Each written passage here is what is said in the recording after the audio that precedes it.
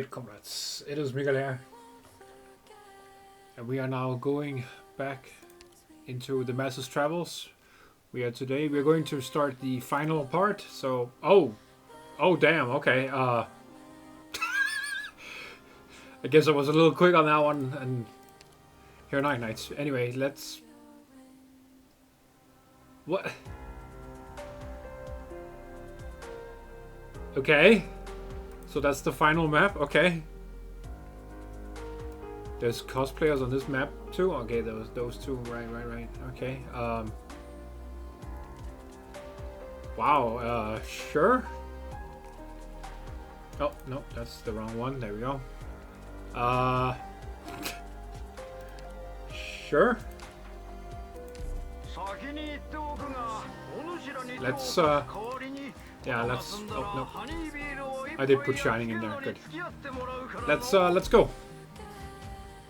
We're going to be reading a hell of a lot of stuff today, so I got myself a glass and a bottle, so I'm ready to undry my throat, so to say. Okay. There is no complicated ceremony, no tedious process to undergo. Federico looks at the frigid information board.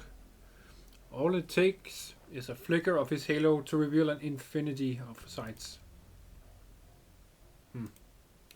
Halos can transfer this much information this quickly. Neither medical text nor ancient scripture has ever described this phenomenon. From antiquity, halos have only ever transferred simple emotions through the process we call empathy. Why is that? Interaction target information handling capacity insufficient, I guess. Pre-interaction information conversion acquired. Performing information conversion during interaction may cause damage to information processor of interaction target, leading to temporary and or permanent disability. Entering Agaphilangos is currently in this condition. Frego looks to his side. Andrew slumped to the floor in dismay, his eyes clouded. Dried rivulets of blood frame his features in a worrying manner. For a moment he struggles to lift his head, once more pointing his halo at the port. And once more he feebly hangs his head. Andrew, according to this machine, or rather the law, you cannot handle any further information. And your prior overuse of Originium mass has already had an inverse effect on your body. You are to stop attempting to access the machine immediately before you cause permanent damage to yourself. Oh, fuck! No. That's some horse shit. More information? No, I still haven't seen anything. I still don't know anything. But this should not be. Why? These past 10 years, all this suffering, all these sins. Was it all just to meet with a silent god? I can't stop here, Federico. Once more, Andrew Agrifangelo stormily raises his halo towards the machine.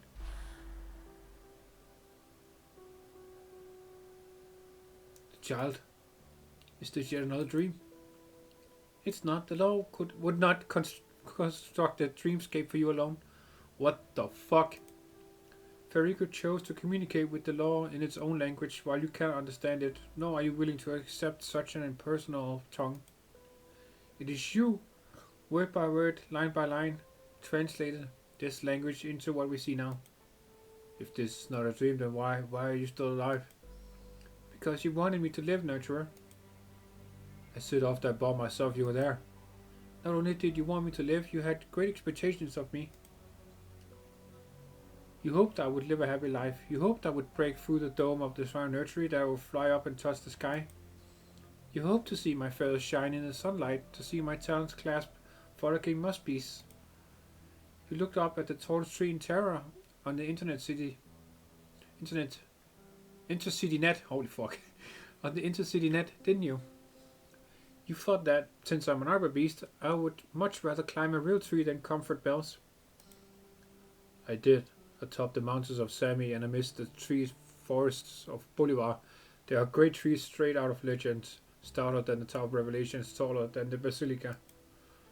I really did think about bringing you to see them. On the net I saw other arbor beasts up in the canopy crying out to the sun. I wanted to see you cry out in a carefree joy, just like them. Where did things go wrong from there? When did you stop treating me as a real life? You know, don't you? The funeral, my mother's funeral. No matter, come with me. This time we shall leave behind no regrets. What do you mean? Is the funeral still going on? The funeral shall never end.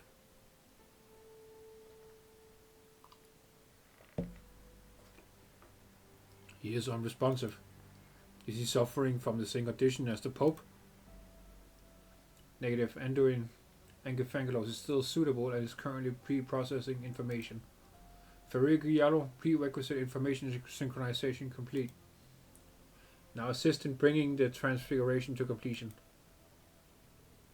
Hypergryph has expressed doubt. Has even been shaken by past events, but he has never once questioned the law. After all, saints implement the law, while executors enforce it, as is right and good. But now, facing the law itself, he feels only confusion.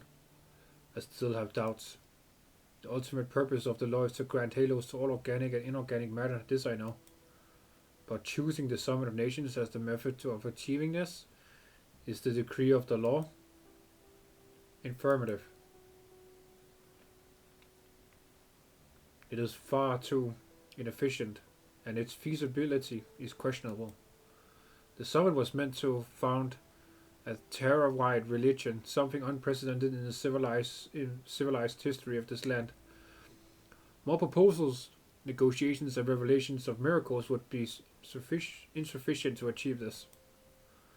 Not to mention that, according to the information I just received, the moment the very first Sancta received their halos, they abandoned their TCAS mission without the slightest hesitation. If my understanding of the halo is correct, bestowing on an individual is completely unrelated to their faith. The Summit of Nations, the Nativity, these may both be based on an unnecessary precondition. I must confirm what is the true nature of the halo, and what is the law, or rather your self-designation of PCS. PCS, Personality and Cognition Synchronization System. Oh, that's what that means, okay. That confirms that my understanding is correct.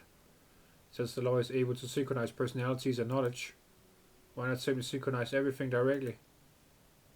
First, circumstellar habitable zone autonomous technology operation convention. Jesus, those are words, right? You can use those in a sentence.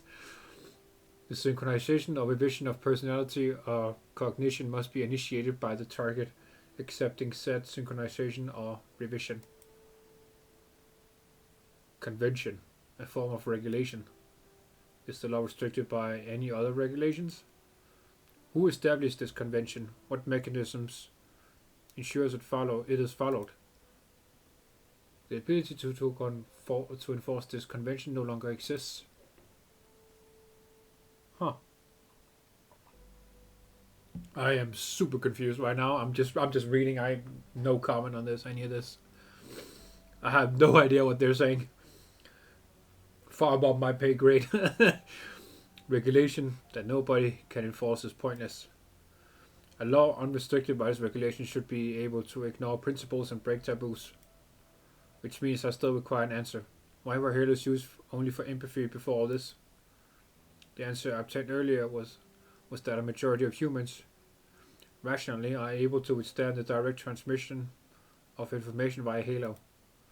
But using emotion as the vector of information transfer is even more vague and inefficient, while also being greater burden on the receiver. Is there a possibility that the issue isn't people lacking the ability to receive information, but rather... Verigo pauses for a moment. But rather that emotion blocks their ability to process this information? If the law that regulates everyone is a system, a machine, why does he choose to retain humanity's emotions? Why retain our humanity? Damn. We've been walking for a very long time now. We've only just started. Normally a man would hope for this journey to be a little longer. but nothing's changing as we walk. Patience, you'll be seeing something familiar very soon. As if in response to the Arbiter's words, a shabby cart bearing a thin coffin shudders as it passes by the side of the road, the wind playing a mournful dirge as it blows across the coffin's lid. That coffin, I've seen it before. A sarcast they called Hero was buried in it. I've told many people this story. I still remember that he gave up his life to save everyone in town. Even though before he did so, he was a dirty, filthy drunkard, spurned by all. You didn't stay in that village for very long. You never knew that whenever he drank, he would go about the houses in turn, vomiting over their doors, all while never paying his debts. Even if he had borrowed the life savings of others. People would scream things like moron in the lower life heaven, but in his eyes he was getting off lightly. When you told his story to the children, did you ever wonder why he so abruptly decided to do such a noble deed that night? A deed the likes of which he had never done before in his entire life? I never figured out why. Perhaps he had undergone an endless bout of inner struggle and self-questioning, or maybe it was just an urge for a bit of goodwill he couldn't shake. All I know is that he didn't do it to be a hero. He died after all. It doesn't matter if we sing his praises, look at him with scorn, or even forget about him. None of that changes anything about him anymore. Those only have meaning for the living. True, good or bad, reputation is beyond the care of the dead. But isn't the process of going through your death also part of life? Those who do not fear death can do the most hideous things. During their most carefree of days, rare is the man who will stop to examine himself, for his eyes are fixated on a future filled with limitless possibility. Oh no. Oh no. God damn it, I could feel it in my nose. Thank you for anyone who said, bless you. Oh yeah. Anyway. There will come a day when the fog of death ambushes him, a fog that cannot be thrown off no matter how he struggles. And there will come a day when he will, in exhaustion, accept the fact that the remainder of his time will be his journey to the afterlife. From that moment onwards, to live is to approach death. That rainy night, that dirty, filthy, sarcastic drunkard, when he saw that coffin atop the cart and the figure at the town gates, he knew that was his one and only chance to approach death with some dignity. To him, it was not vanity but relief. Perhaps so, but there are always people who do not look towards their deaths. Are there? Not you at the very least. Otherwise you would not value a funeral so. You once told me in all earnestness that my mother gave her the last of her strength to me. You cared if she died with love in her heart. You and Ari arranged to arrange a funeral for her in the Ecclesia Requietum. You cared if she received a proper funeral. You even cared if we were feeling sad enough at her funeral. How could you not care about how you will face your own death? I had my path to walk. I never thought about when death will come for me or how I should treat it as I follow my path. Because you still believe your path has meaning. A moral bray overcomes the Arbiter's shrill voice. A sinister monster bearing sharp horns and claws creeps along the faraway ridge atop the mountain. Behind it, several dozen monsters of similar physique jostle against each other, growling as they do so, relentlessly following behind their leader. This is their revelation. Through the spiritual light, even the darkest stain can be cleansed. With a pious heart, even a savage monster can wade out of the mud. They have no halos above their heads, yet they still walk towards a future where all can be saved. I must go. I must see what road they follow. But you're about to go to the funeral with me, aren't you?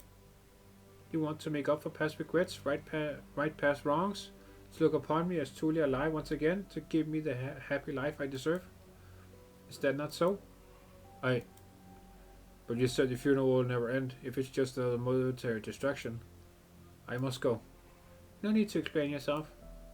This is how you've always been, always losing yourself in the search, always eager to sacrifice. So go see what you're searching for truly is.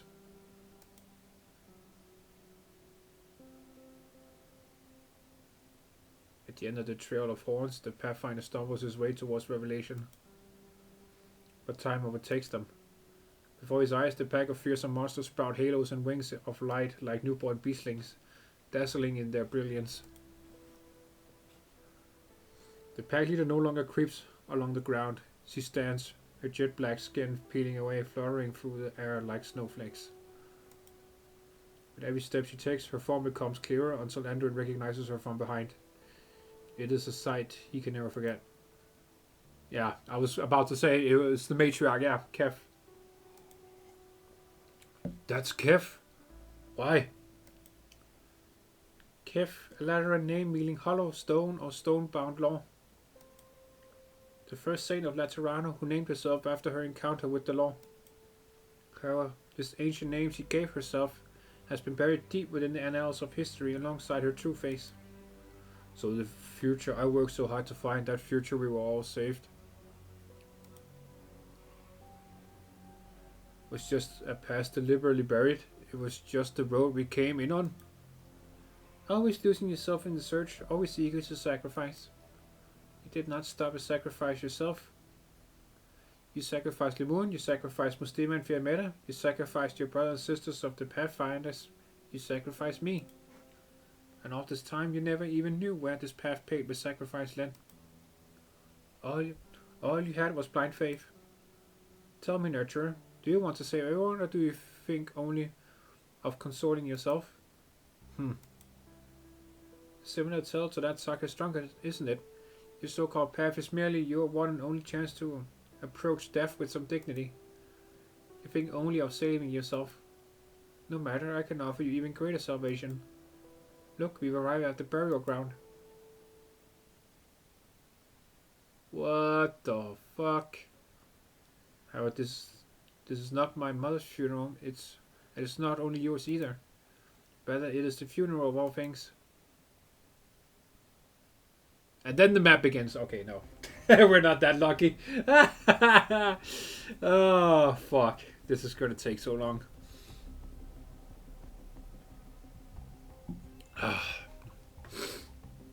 This place is kind of scary, Doctor. No signs of life. You look at the figure ahead of you. Not too close, yet not too far away. She calmly records all the data worth recording wherever she goes. Occasionally she will stop somewhere, furrowing her brow without saying a word. Can you figure a way out, monster? I followed your guidance and checked a few potential places to slip away from. They're all no-goes. This is different from the dream that machine made. Basically, we're trapped. Strange thing is, she doesn't seem like she'll do anything to us. It's like she cares more about gathering data. I can't understand her. Is there a possibility, Doctor, that she can't do anything to us? Do you see those ever-changing buildings around us? Can I just fucking kill this bitch already? I'm so tired of fucking seeing her stupid-ass face. The city known as Laterano is currently experiencing dramatic upheaval, and traces of the damage it has taken will occasionally be mapped onto here. Changes in information in reality should not be overwriting data inside Originium. This plan still has flaws. So you never actually cared about the Sancta. I see there's still a great deal of misunderstanding between us, Sagan. I believe I cannot answer your prior questions, the ones pertaining to the precious resource we managed to obtain alongside the shared vision, pieced together by we countless many. Right now, under my instructions, PCS is reaching its theoretical operational capacity. This means it is able to include even more targets in the same language system, far beyond an army or a research team, but rather a multitude of races. Through this, connections can be strengthened, barriers can be broken, differences can be eliminated. That's not such a bad thing. Not the Sancta. Not for all life on Terra. You're sounding like some kind of advocate for interracial harmony. I can't deny that. Though we would benefit us as well, of course. I didn't calibrate PCS to churn out soldiers or scientists we can order about.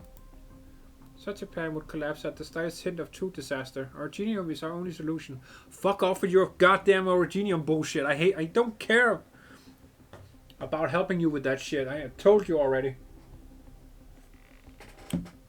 You took Teresa from me. Fuck you.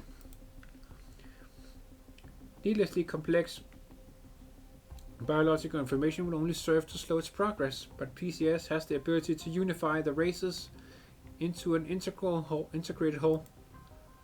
It can merge the countless lives of Terra into a singular race who will pave the way for the expansion of our genome. I just said I'm not gonna fucking help you with that shit. As well, this unified race can still be considered sancta. I don't particularly care. Since PCS is rather set on this outcome, going so far as to autonomously perform many unnecessary interferences for it to come to pass. It should not have this degree of independence, perhaps a side effect of the sudden increase in throughput, or an abnormality caused by its long period of disuse. If we have the chance, we could spend some time looking into it as a fun diversion, but not right now. Yeah. I really don't think she's hiding anything, Doctor. Hiding?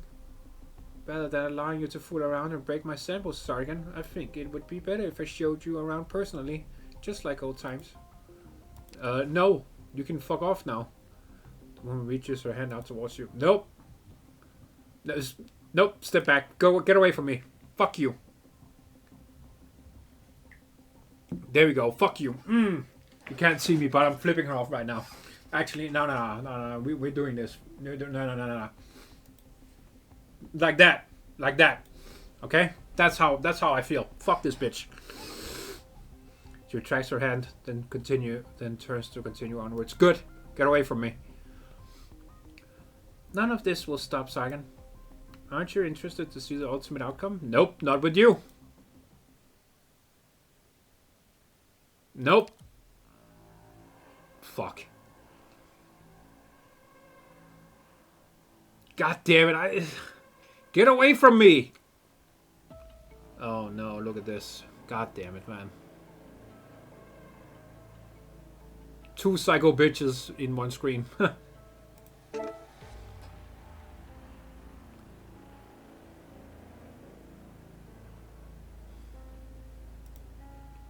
She knew you would follow her. Something's wrong, Doctor. I recorded the route we followed to come here. From the Shrine of Nurtury to the Tower of Revelations.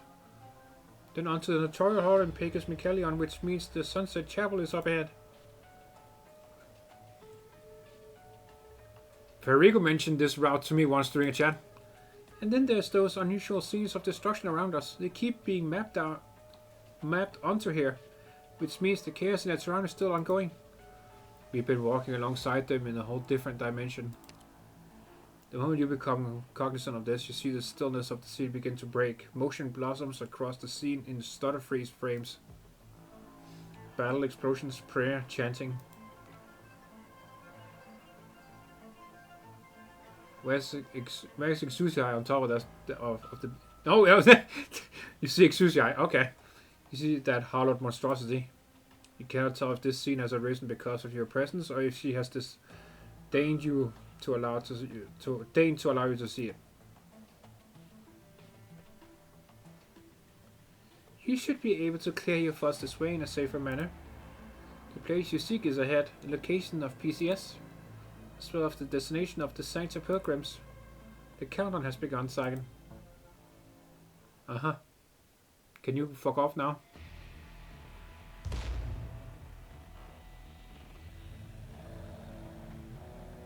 Seriously, not even time for a breather?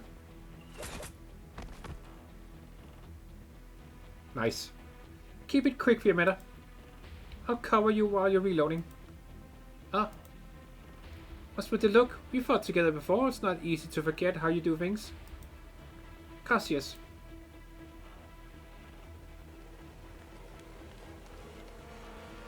Hey, must you mind explaining to me what the hell just happened? I was kicking Monster's ass when I stepped into one of those weird light bottles on accident and... Stulit! My boot sprouted a halo out of nowhere. It's one of the Shrine Nurtury's projections. If you don't feel like being turned into stuff your brain can't even process, then stay away from it. And how are we supposed to do that? It's spreading way too quick. It'll kick us out of Pegasus St. Marcel before that pack of monsters even gets here. None of us can stick around to play defense at that point. We stuffed the big pipe organ in the Sunset Chapel full of explosives. Our friends from Lefania added some self-igniting enchantment on top of it. Oh, what the fuck? We have friends? We have allies from Lefania here? What? Even if nobody's around, it should still be able to blow up those freaks to Kingdom Come. They used to play the dirge for the city-wide memorial service. That's the one. Sweet. It's had to listen to... Wait. I think we're missing an R here. Sweet. It's hard to listen to hundreds of years worth of prayers and sobbing. It's time we played something with a bit more pep. Yeah. We got a typo here.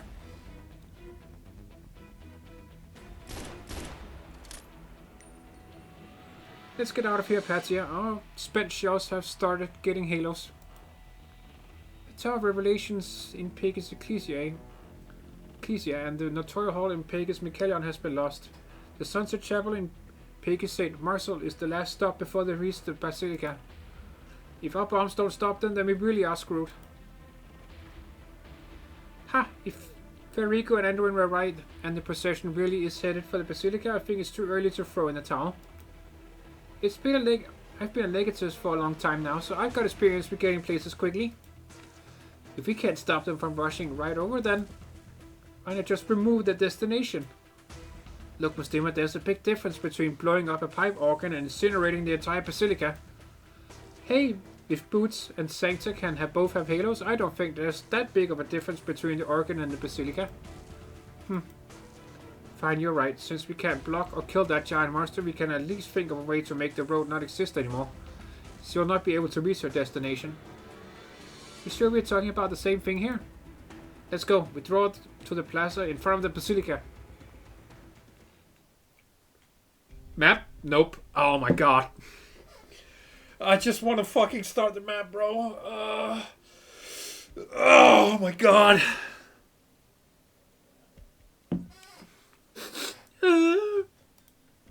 Well, what's wrong, Ramya? Stop crying, you're giving me a headache.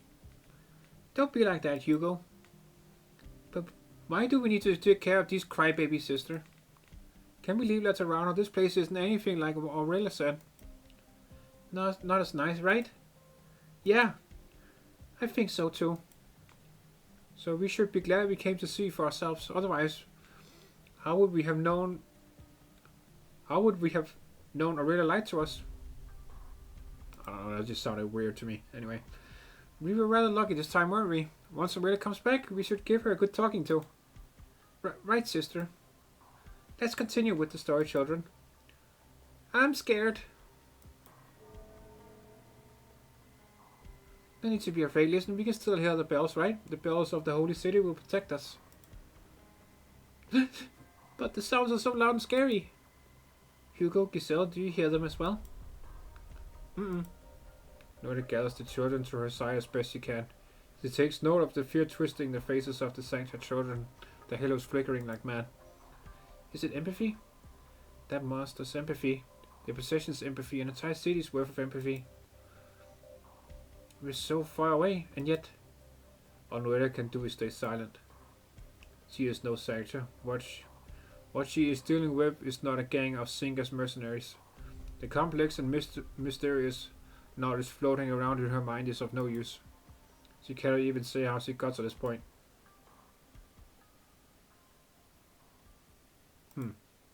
Think quick, Kukulkan. What can you do to calm the children who followed you all the way from Boulevard to console the children who had just been plucked from a terrifying dream? At the very least, allow them to feel a modicum of tranquility.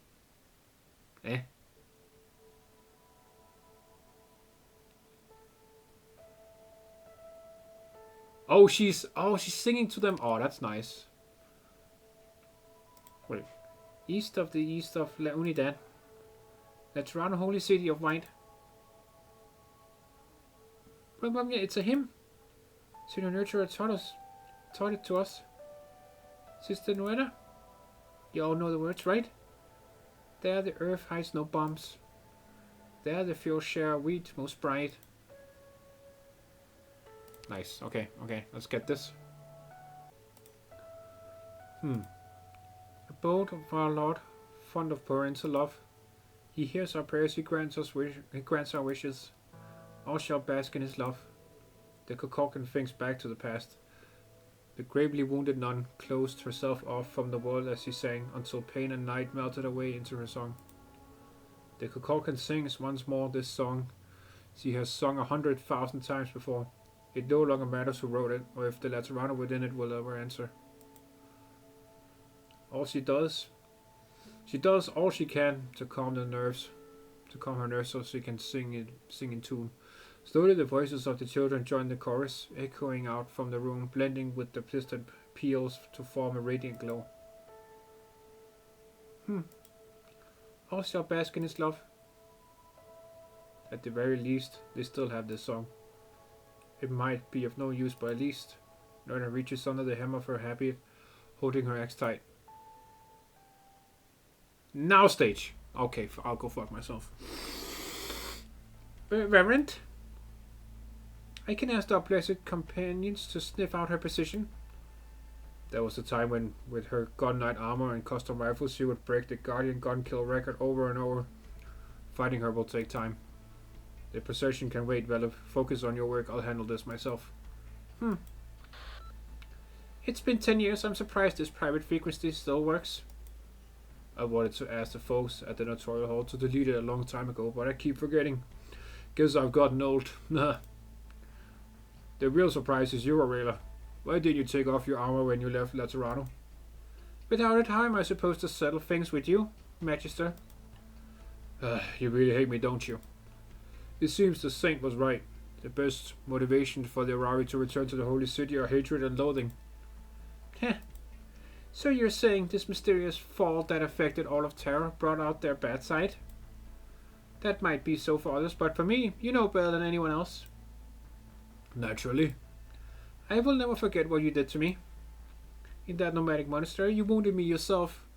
Read the curious banishment order to me yourself. You took everything away from me yourself. You committed mortal sins. Your punishment was pretty light given the circumstances. I am responsible for your situation. Aurelia, your achievements earned you a commendation from the Pope himself. You were such a spirited young thing. I was convinced you would become the greatest gun knight in history. But all I taught you was how to control that cumbersome armor and master your complicated gun. I never helped you with your temper so you could truly live the Lateran life. And in the end you took that final step, just as I had predicted. Am I supposed to thank you for worrying about my character flaws? Just because of it, you never approved of me of Amos. You even refused to come to our wedding, even though I had hoped to give you a blessing. Maybe we should have a proper talk about all this. One way or another, you have returned. Will you come to my side, child? My people will not refuse you if you join the procession. What, want to give a sinner like me another chance in the name of Laterano? No, nothing so lofty. The Aurari are still of Laterano, that is all. In the Imperial Laterano, everyone will find their place and play their part. There will be more foundational, more profound connections between us all. No matter who you are, no matter what you have done, the Holy City will mend your halo and fix the flaws you were born with. When that time comes, all our pain and regrets will be held in turn. No thanks. Aurelia. Listen, old man. I hate how self-righteous you are. I hate how weak Amos was. I hate how inflexible your Curie is. I hate Laterano's stupid garbage about harmony. I hate how cold this paradise is. I never forgot this hate. Even over 10 years in Bolivar. Even though my halo shattered, even though I was trapped in the dirt, I never once doubted that I would return. Even when I was enthusiastic and went behind the ears, I never felt as sure as I do now. That is my connection with Laterano. This is my faith. Your student turned out to be a cruel, vicious, selfish soul. Even if she hadn't fallen, she was still no angel. Tell me, old man, this better Laterano of yours, if it will let in someone who was born evil, does it deserve to be called paradise? Or are you unsure about that too? Question time's over. You've been trying to get a beat on me all this time. Failed? You actually gotten better since you left, Aurelia.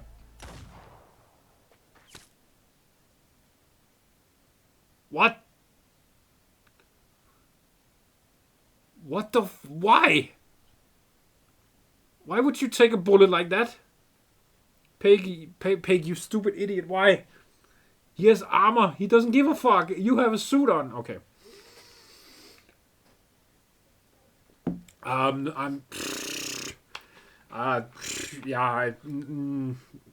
That was stupid and weird. I do not understand. Okay. Flag retriever. These new glasses when he got me turned out really clear.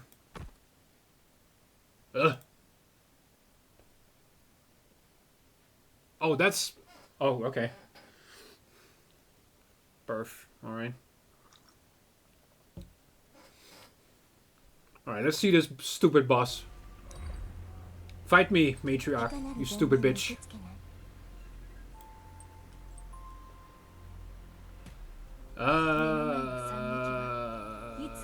Shit.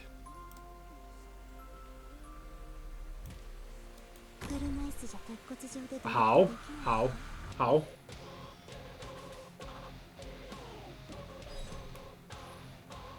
I'm not even sure how I can do this. All the tiles are dream tiles. What do you mean? Look at this. Okay, there she is. Okay. How? How? Tell me. How? How do I... How? How? I can't fucking do anything because everything is a sleeping tile. The fuck do you expect me to do? Alright, let's see what this bitch is. Okay, of course it fucking artsy does, okay. High defense, blah blah blah blah blah. Yes, even more resistance, so that's a goddamn lie. It takes, okay, so we need Liz not shining. Oh, that was a bit far. There she is. Let's get Liz in here. Maybe... Hold on. Let me get... we need someone else. We need a ranged... We need a ranged Vanguard instead. Let's try this. Let's try this.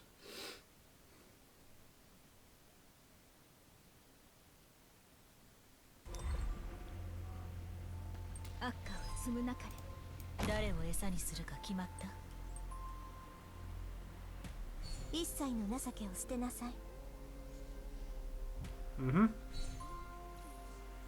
Come on. Give me Lemon. Come on.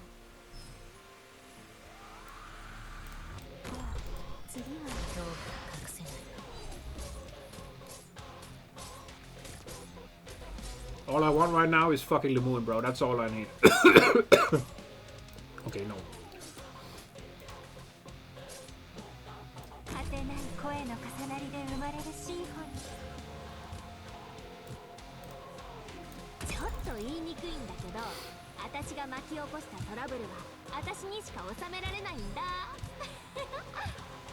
Fuck.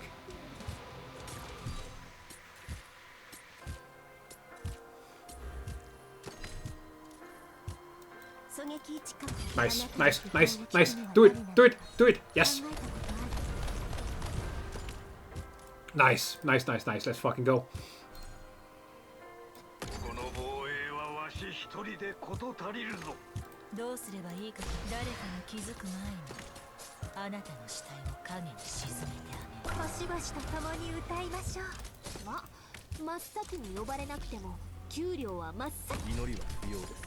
Fuck you, bro.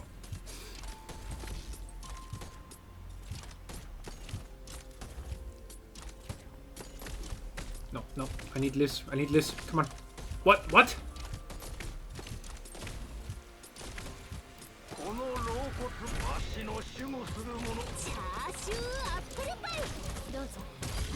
There was the apple pie. Hell yeah.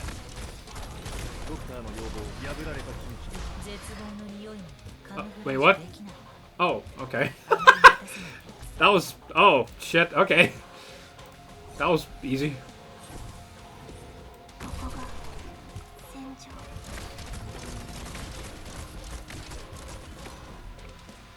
Oh.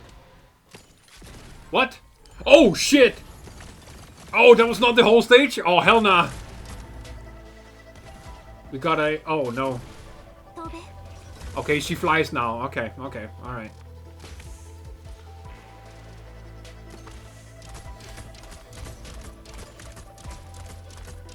Thank you, excuse me. Goddamn the damage! Kill this bitch. Kill this bitch. Ah, yeah. Get fucked. Amazing. Let's go. Oh, the exit. The exit disappeared there, but that was only for Kef, apparently. So, good. Good.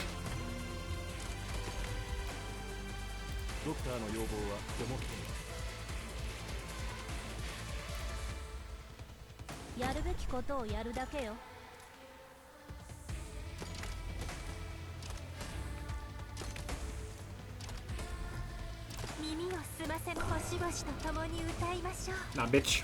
Nah, bitch. Nah, bitch. Nah, bitch. Ah.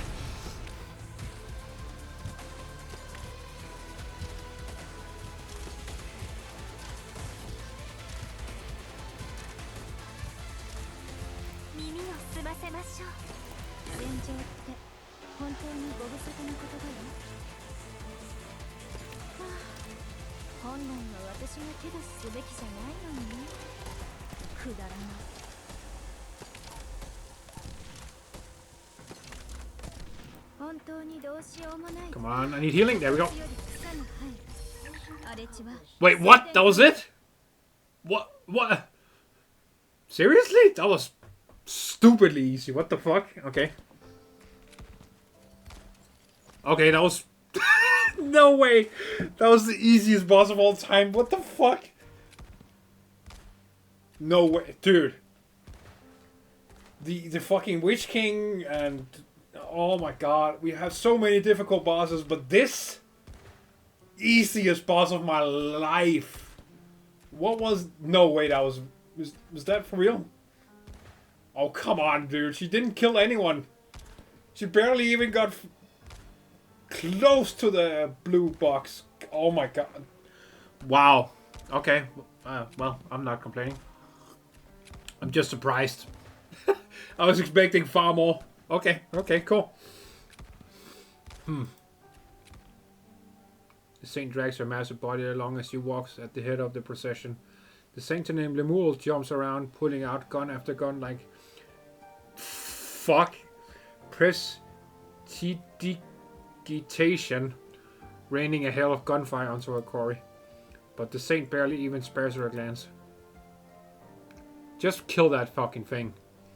Her halo shimmers, and despite the great distance separating them, Patricia still hears her voice with perfect clarity. The empathy is growing stronger, which means their long journey approaches its end. Allow our other co-hosts to take care of your friend's remains, Patricia. We do not need to mourn him. Your beatitude. Do you still remember that Arbor Beast fledgling? If we reach our destination, that Serrano shall recreate the miracle of life once more. Every miracle freely performed. You mean? And so we move onwards. Yeah, I know. You're stopping right here, bitch. The grand procession passes statues as a statue. Workshop after workshop. The city grows brighter step by step, pace by pace. Patricia walks forward in silence. Stop. Oh. A young gunsmith apprentice walks against the flow of people, stopping in front of Patricia. Benini stares down the gun knight many times taller than her. She raises her gun against him. The crowd plots around them, but none look toward them. Benini bites her lip, doing her best to stop her hand from trembling.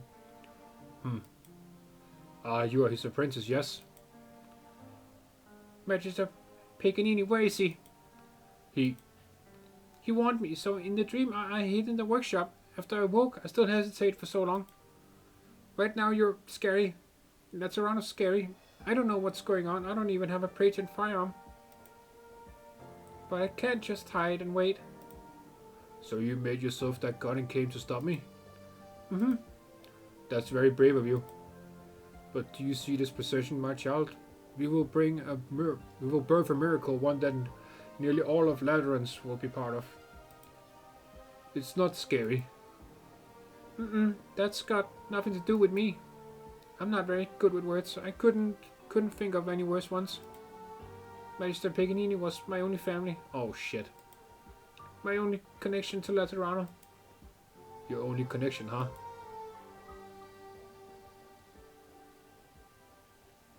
Pig, you never got a halo in a dream, so why did you join the procession? To find a chance to kill you, obviously. That sniper, your old student? Tragic, isn't it? Worse than when Gia left? You still going to listen to that monster? Going to keep protecting the crowd on this walk? Don't think I don't know what you're thinking. The Laterano of 50 years ago forced you to banish an infected Liberi. The Laterano of 10 years ago forced you to banish a fallen gun knight. Even your granddaughter is far too stubborn and opinionated. Who knows if someday she too will. So, you hope for a better Laterano? You wanted it to be like a doctor who becomes a miracle worker, able to treat arithropathy, able to fix personality flaws, able to make everyone accept one another, no questions asked. That way, no more sad farewells like you suffered through before. You're a coward through and through, Patrician. Farewells are like melted ice cream and worn-out guns. Doesn't matter what you do, it's bound to happen, right? Even if you can't stop them from happening, you can still give your well wishes. A simple goodbye is all you need. It's not like you have a speech impediment like Vanini. Is it so hard to find a way to shed some of your regret? Enough talk, just hang on. Hang on, my feathery ass. This is a bullet that can cut right through gun knight armor. Don't touch me, let me finish, otherwise I'll step onto the grave that much quicker. Damn, okay. So he knows. Oh, okay, so the bullet from Aurelia was actually able to penetrate Patrician's armor. Damn, okay. Now I understand why he did it. Holy shit. Oh, alright then. What's with the tone? Don't even think about getting sentimental on me, Patrician. Why do you think I saved you? Don't jabber at me about calamity or crisis or what path Laterano should take. If the city really is going to be destroyed, surely we can do more than just leave it to some monster from beyond our nightmares that sprang out of nowhere. Aurelia, Fiametta, all those other Laterans you know? Are these connections that weak to you? You're a gun knight, you stood. The best gun knight in all of Laterano. Piggy gets more and more intense the more he rambles, but his voice grows quieter by the second. Patrician holds his old friend tight, feeling the warmth slowly drain out of him, as though the last dregs of his life had spilled with his latest outburst. Hey, not going to say anything? Never mind then. Before, at the shrine, I said we never actually shared anything these past few decades. Now, at the very least, that regret's gone. My Magister, he... Forgive me, I couldn't even give you one final moment with Pig. Oh no, oh no, she's... No! Oh, Vanini, no. Vanini, she's just been a bit quicker making this gun. If you had just gotten here quicker... Oh no, she's blaming herself. No! That's the worst thing you could have... That's the worst thing you could ever fucking happen... do... Whatever. I can't fucking speak. I'm too sad. Oh, poor Vanny. Vanini lowers her head as if in a daze. She looks about at the people walking past, like she is only just noticing her surroundings. Her halo suddenly begins to shine. All it would take is a momentary waver of the heart, and the empathy of the countless masses would come crashing down on this confused, lonely sancta. No, child. Keep a tight grip on your gun. Go! For a moment, Patrician feels pain, but it is followed by gentle yet irrefutable comfort. It flows from her, from those enlightened creatures, from his people in the procession. He knows his unusual reaction has been noticed, prompting the crashing waves of empathy like seawater, forcing its way back upriver. Ah! Is he finally awake? Patrician feels dizzy. He sighs and slowly crouches down. A moment later, the elderly gun knight grips the barrel of the gunsmith apprentice's gun, pointing it towards him. Oh.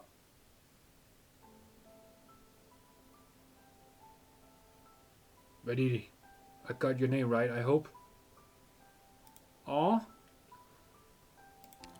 Oh, damn. Oh, damn. Dude, her wings are adorable. Look at these just rectangles. That's cute. But no matter how long it took you or for what reason you did it, you made your very first patron firearm. That makes you a qualified gunsmith. But that is not enough. You must learn how to use it. Now is a perfect opportunity. Well, what do you mean? Keep it steady, yes, just like that. Calm your mind, then pull the trigger. You didn't kill Magister Paganini. Also, I'll fall. I am responsible for what happened to Peg, but this is not to avenge him. At this very moment, Laterano is walking down a new path.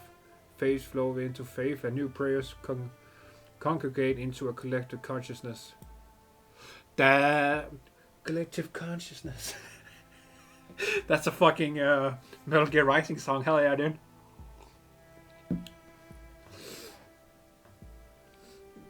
You are too close to the possession. Empathy will soon swallow you whole. Only by falling can you break away. Once you have fallen, I'll go guide the others. This is my duty, the duty of a gun knight. I don't understand. Why do you do this? I don't really know myself.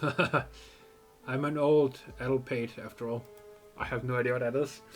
I always believed that were paradise to become a true paradise, our connections would become unbreakable. But what if in the course of all that we lost more than we already had? We might ease our regrets, but when the time comes, what if our success has lost all meaning? If we were once all devils, if we once carried our sins together, how could our connections ever be broken? O glorious sanctuary, O favorite of faith, what have you to fear?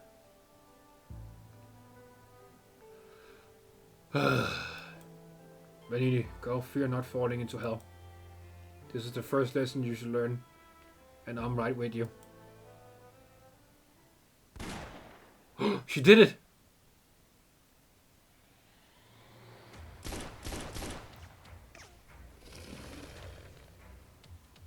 Oh, I forget where this song is from, but also a very good one. It just never ends. If this keeps on, I'm gonna have to start smacking them with my weapon. Me too. My hand's getting numb, can barely hold my staff. Don't know how it's going on Fiametta's side of things. According to the plan, once he sets the explosives, we'll blow up the plate's locking mechanisms and send all of Pega's St. Marcel adrift. It'll also cut those monsters off from the Basilica. Shish! If we can hold on for that long. Dispersing arrows. Oh! Leave them to me. Those close. Hey, Akero, there she is. Landing Guard Temporary Solo Combat Team Hildegard at your service. Landed. Sorry, never heard of you. It's fine, I'm used to it.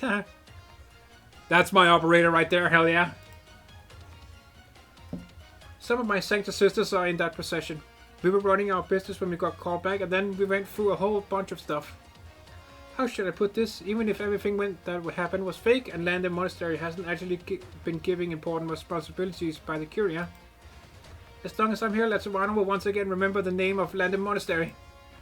These monsters might look strange, but they're hardly more of a challenge than the beasts of the great snow-capped mountains. I've got enough arrows, and I've got a sharp eye. I'll help you hold them off. But we're all tired out, kid. We've racked our brains and put in the effort, but all we can do is keep falling back. We're not exactly settling any grudges here. We came back to Laterano just to suffer again. It's almost time, Mustima. Still no news from that Lemurian lady.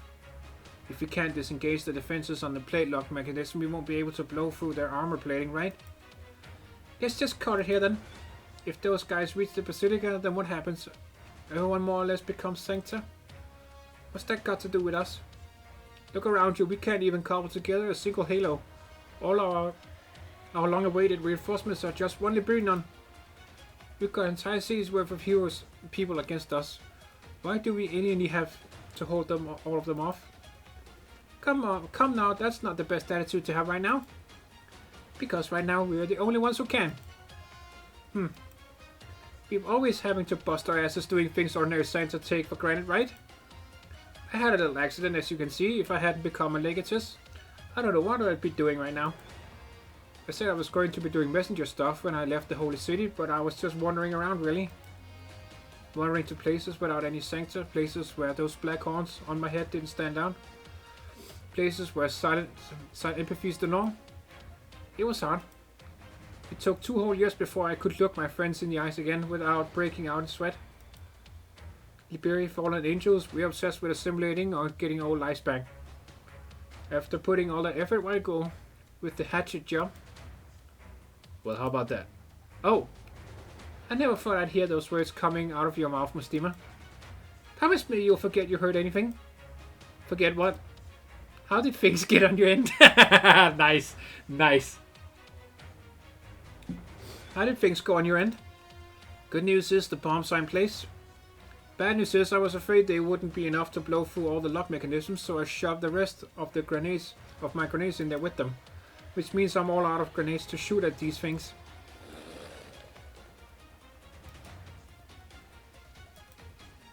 Hey Female, let's blow this joint. Wait, we still haven't heard anything from the moon. If the defenses aren't disengaged in time, all our explosives will go to waste. Time to explosion, 1 minute. What? Timer starts ticking down in Female's hand. The enlightened creatures stop their prayers. As the sensing saw picks up, they throw themselves at her like rabid beasts.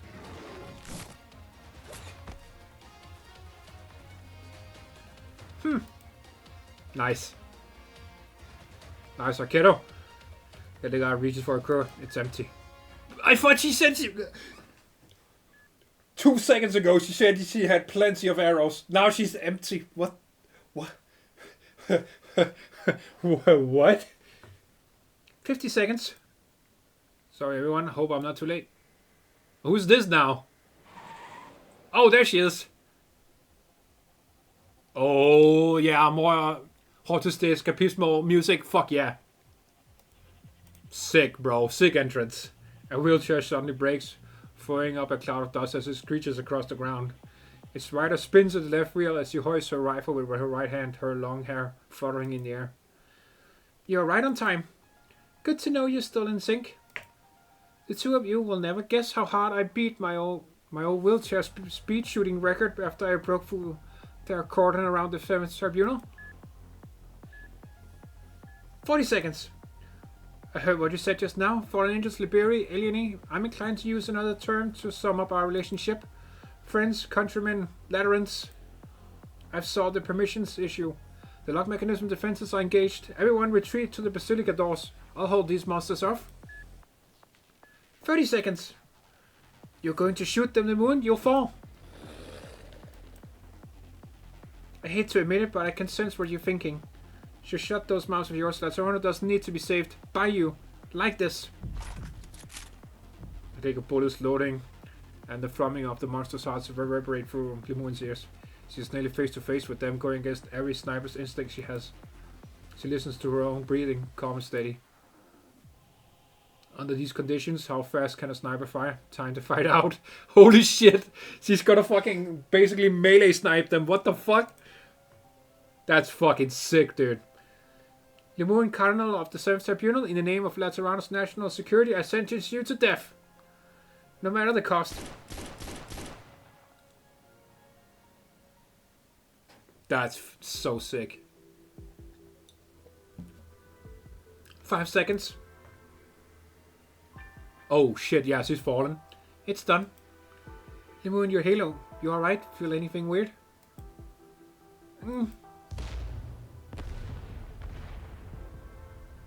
A violent explosion tears through every inch of the ground in front of the Basilica. A rift plowing itself through the plaza. On the other side of the rift, the grand procession shows itself as it marches forward. Is that Elle? Yeah.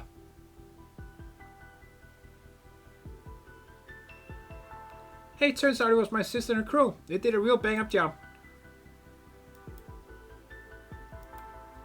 Retreat somewhere safe for the time being. A rift one my people cannot cross, but we once forded raging rivers and traverse great valleys. Compared to those dangers, this is nothing. He lies ahead. I shall not stop. I never said I'd let you pass. Your body is weak. I fear you have not an ounce of strength left. Am I wrong? Susia does not answer. She has told herself the entire time to ignore how tired she feels, how strange falling makes her feel.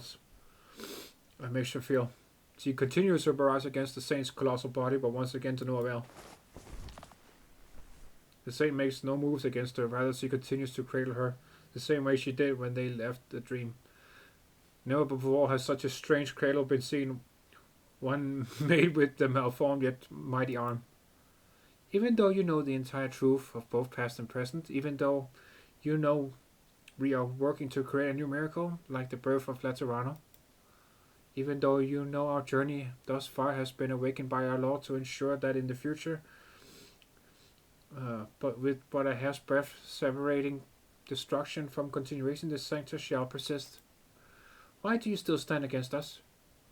Am I the only one? What? Oh, the music kicked in. Let's go. With empathy that strong, I don't believe for a second you can't feel it.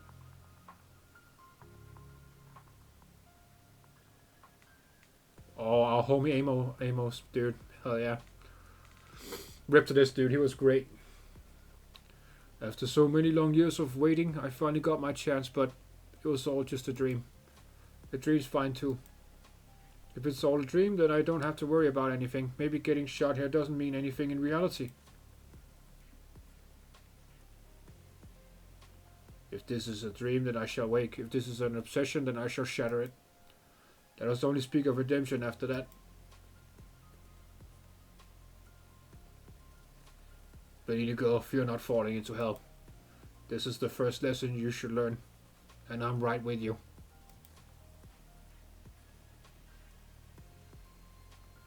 East of the ears of Leonidad, Laterano, holy city of wine.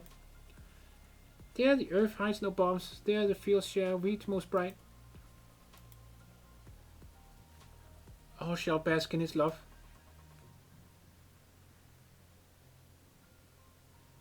I hate to admit it, but I can sense what you're thinking. So shut those mouths of yours. Laterano doesn't need to be saved by you, like this.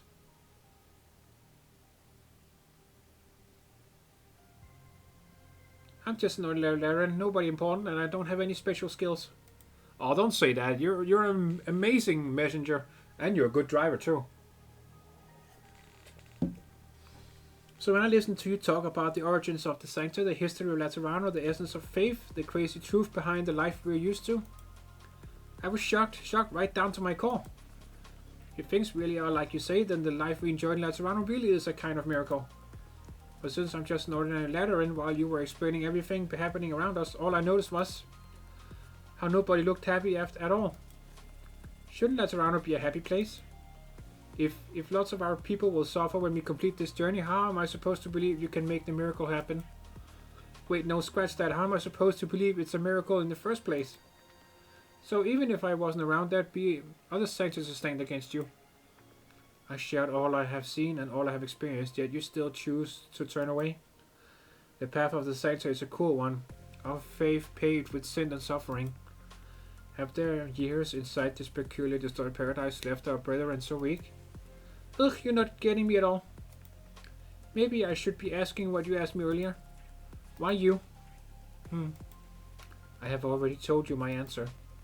Even this terror-destroying calamity is real and millions of saints are doomed and Laterano is about to be completely screwed. Why are you, as saint, the only one who can bring us salvation? We're the ones who live in the city right now, who enjoy his blessings, who went through his changes, and who protected it from destruction. You don't exist anymore, you're just a ghost, a string of code I can shoot. Incorrect, my child. When I lifted my spear against my dying companion, the sleeping silver mounts answered me, and I recorded my prayer for all eternity. All that is happening here and now is a continuation of that prayer. Death cannot be undone, yet I wandered amongst the other stream. Together we heard your prayers. No matter how appearances may change, no matter how the faith develops as time flows by, so long as the saints still pray, he shall operate eternally, and I shall forever be here. Be there. Spiritual light will always shine on Laterano. This is our mission. Prayer is useless. Pardon? To be honest, I learned a long time ago that prayer is useless. When I was in my 3rd year of primary school, an investigator from the 6th Tribunal did an experiment at our school. She said there were 2 groups of patients at Farber Central Hospital with more and less the same conditions. They split us into our own 2 groups. One group would pray every day, while the other didn't have to do anything. But in the end, there wasn't any difference in their recovery. The investigator told us the results in class. Prayer is useless. Haha, it's funny really. This country's full of churches, but it's always doing these kinds of outrageous experiments. Oh. You're right, Laterans really do pray to the Lord every day. Praying they'll get better soon after getting sick, praying they'll pick up the coolest guiding gun ever, praying the caravans won't run into catastrophes on the way home, praying they'll never have to say goodbye to their friends, praying that they'll be able to make it through all sorts of pain and suffering. But I never actually expected there to be a Lord who would grant everyone's wishes, who would swoop in to save us when we're in trouble. Empathy lets us sense the emotions of our people. It lets me know if the ones by my side are happy or sad. But prayer doesn't just need me to sense things. It needs me to want to help my family and friends to understand things outside of empathy. That's right. In the end, I'm just gonna say it. I'm just gonna say it. Shoot me if you want, but yeah, religion is useless. That's all I'm gonna say. Anyway. It even lets me feel like I could help some complete strangers get well sooner. Even though I know it probably won't change a thing. I met lots of saints while running around with penguin logistics. You would be hard pressed to call some of them father while others don't live life like we do in the Holy City anymore. But they were all so fulfilled. I still felt close to them. I believe it's because we still prayed like we always did. It needs us to not doubt. It needs us to hold against. It needs us to hold hope in our hearts. Just being down to pray for each other is a beautiful thing in itself. I mean, yeah, sure. But it is useless. I'm still gonna stick by that. That's my opinion anyway. My stupidly disgusting only opinion of, yeah, my own. You can do whatever you want. I don't give a shit, bro. I'm just saying. Anyway. It gives me a true connection to people. If these connections were the foundation of faith, it would be exceedingly frail. Now I think it's exactly these connections that help hold our lives up. Survival, life. If you don't understand why saints these days are all about desserts and explosions, what's up with you?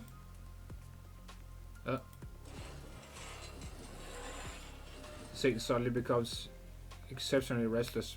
She feels out the edge of the rift as she paces along it, her sharp front claws piercing the exposed, bent foundations, trying to find a way to climb down.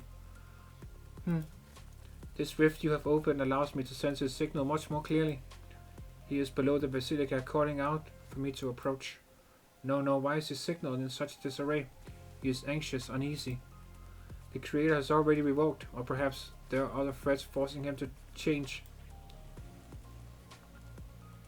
Sound of machinery, faint yet clear, rises up from the depths of the rift below their feet. The sail's unease becomes increasingly obvious. Half of her body has already entered the fault. Her claws clench, and Exusia senses that she is in great pain. Behind her, the procession stops, countless halos flickering over and over due to her worry, like a river of paralyzed stars. Child, talks of past and present are meaningless. You need only step towards the future. You do not understand this crisis. There are no new solutions for you to find. You must survive. I did say it before, I'm not letting you pass. How are you meant to stop a ghost, a string of code? Sage's voice becomes garbled. She has reverted to barely more than a beast like the T-Cats who charged through the mud all those years ago. If you aren't in this mess, we could have been pretty good friends. A ghost, a string of code, the very first sancta. There's no cooler friend than that. Ah, Cindy, can't believe I forgot to introduce myself. The Moral of St. Theodore's Comprehensive School, #1 student in the 84th Intercity Net Security Preparatory course, and I've got the school search to prove it. Every bullet I got you with was custom made. It just needs some time to take effect. Oh, shit. Her pigeon farmhouse once more. The force of the barrage finally frees Exusia from the Saint's grasp. She leaps high into the sky.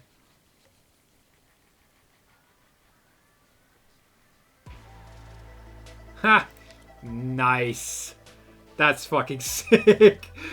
Okay, alright, dude. That's good. That's good stuff. We're not going to give our own life, obviously, but we're definitely not going to go with your plan. If refusing it means the Halo connecting us will be cut off, then cut them off. Because even if you do, we will never stop praying for each other. We'll still give thanks to the Lord for his existence, even if he isn't what we thought he was. Oh Lord, thank you for being there, for blessing us with bread and bullets, for being there for us during our trials and tribulations. Thank you for spreading the light across Laterano all this time, giving everyone the chance for salvation. Thank you for clearing the way for us. Amen there. Prayer done. Let's say bye-bye the wildest way I know. Explosives fall like rain, licking together into a rain of blasts as they collide with the bullets embedded in the Saint's body. The Saint howls, but not because of the explosions, but because of her flesh wounds.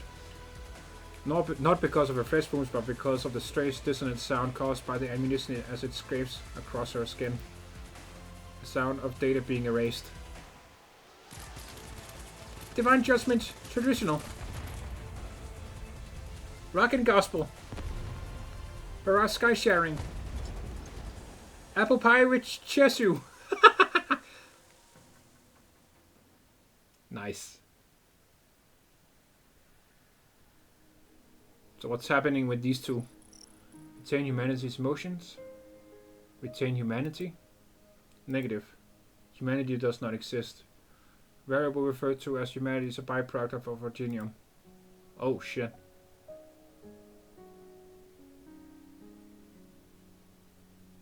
Originium? A sea made of originium? It's like the sea back home, calm, beautiful, but nobody dares set out on it. Maybe, maybe not. This is familiar to you because the sea by your hometown is here. There's even a part of you here too. All things that have been sealed here. A coffin for the world and everything upon it. Like the crystals left behind by or revivifications after they die. If that helps you understand it, then yes. Amazing, isn't it? This was once the end of everything. We are born far too late, our lives far too short. We even unconsciously take some inconsequential mishaps and turn them into the foundation of our very being. Like how you blindly took a shared memory and turned it into a divine revelation. But no matter, the Lord wishes to bestow upon you true revelation. He says, none can be saved.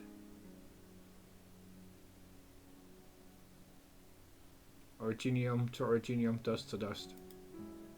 Personnel with relevant privileges have provided PCS with new set of directives. Cognitive radiation amplifier at maximum output. Effective range. Terra. Originium will connect to PCS after maintenance is complete. Originium is inevitable. The law created the Sanctum from the TCAS, built the Order of Laterano in Untamed Wilds, even attempted to establish a Terra-wide religion spanning multiple civilizations. It has worked for millennia in service of humanity. Surely it was not simply to turn all of it into Originium? Is that truly the law's ultimate goal? Negative. This is the goal of Originium, not the goal of the law. Originium has been set as a prerequisite of the law. If Originium is, as you earlier described, able to assimilate everything, why is it a prerequisite to anything? Surely it is more than the end of everything. How would the law be able to operate outside of a field of uniform Originium? What would be the meaning of a halo in that case? As Originium is the end of all things, there is meaning in bestowing halos on everything. Angels before Artinium are merely angels. Angels after Artinium are the only method of existence that will retain meaning.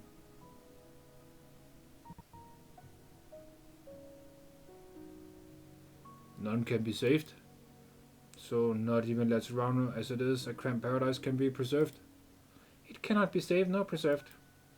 Save everyone has never been a tenable commandment.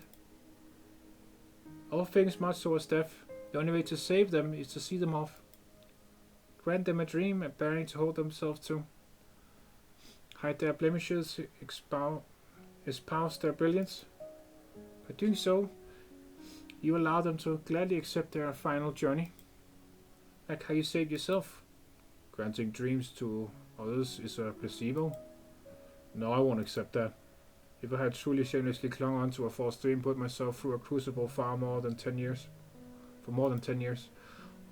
all I have debased myself by inflicting unhealing wounds upon countless others for the sake of salvation. Self-salvation. Then all the more reason to not spread this shamelessness and debasement to others. Even if you accepted it, you are unable to perform such an act. Only the law can bestow such salvation. You can't possibly mean. Kev's plan was to give everyone halos, also they could be granted this salvation. But how would becoming Sancta help? A Sancta beyond carelessness, beyond cruelty, beyond suffering? We shall not stop at becoming Sancta. We will all become true angels, Anduin Agaphangelos. True angels?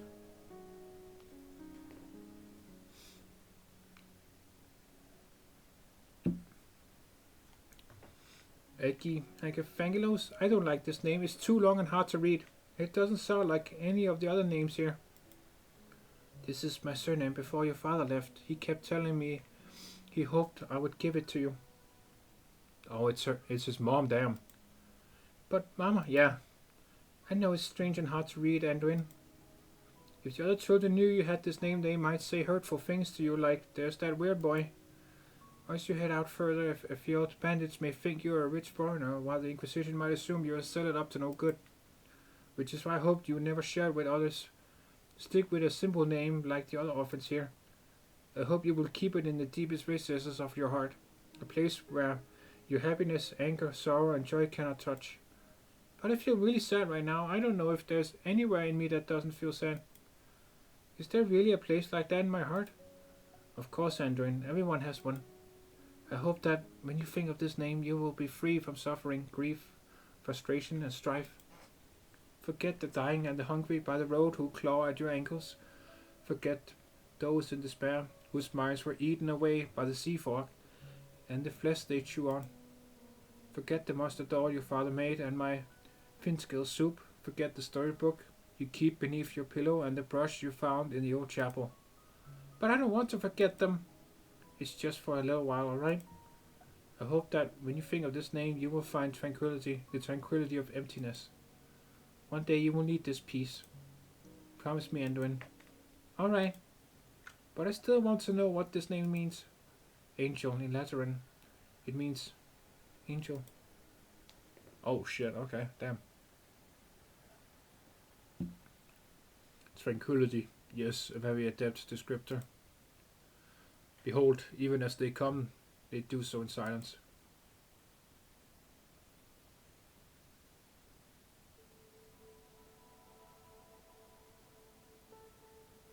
Okay. Are those halos on rocks? What? Oh, it's Originium. Oh, it's fucking Originium with halos. Okay, dude. The ocean of Originium is endless. Those who look upon it soon realize that every observation they make is without meaning. When everything the eye can see is impossible to differentiate, where to start looking is similarly impossible to determine. But now above this great sea of uniformity, something shines. It is as if the edge of the Originium Sea has converged into a river that flows into the heavens. Countless fragments of Originium rise up from the surface to the sea, floating up into the distant empty beyond in perfect formation. Fragments are jagged and irregular, Some are as small as dust, others as immense as stars, but all without exception are crowned with a glimmer of light. A glimmer shaped like a ring. Halos. Beautiful, aren't they? It's a pity that all the beauty and ugliness in the world is meaningless to angels. Angels are neither beautiful nor ugly. They are neither high nor low, noble nor base, reverent nor blasphemous, arrogant nor disdainful. They know neither meaning nor separation, happiness nor suffering. Okay, we get it. Can they even be considered life? Does that matter? All that praise we heap upon life is nothing but egotistical admiration. Observing their forms in an attempt to compare them to our definition of life is simply us trying to find resonance with them. Then, are they the law? Are they gods? If there is no distinction between beauty and ugliness, high and low, noble and base, why would there be one God? One for God and worshipper? Angels do not understand faith. They simply exist in the furthest reaches of the universe, taking on the most distinctive forms.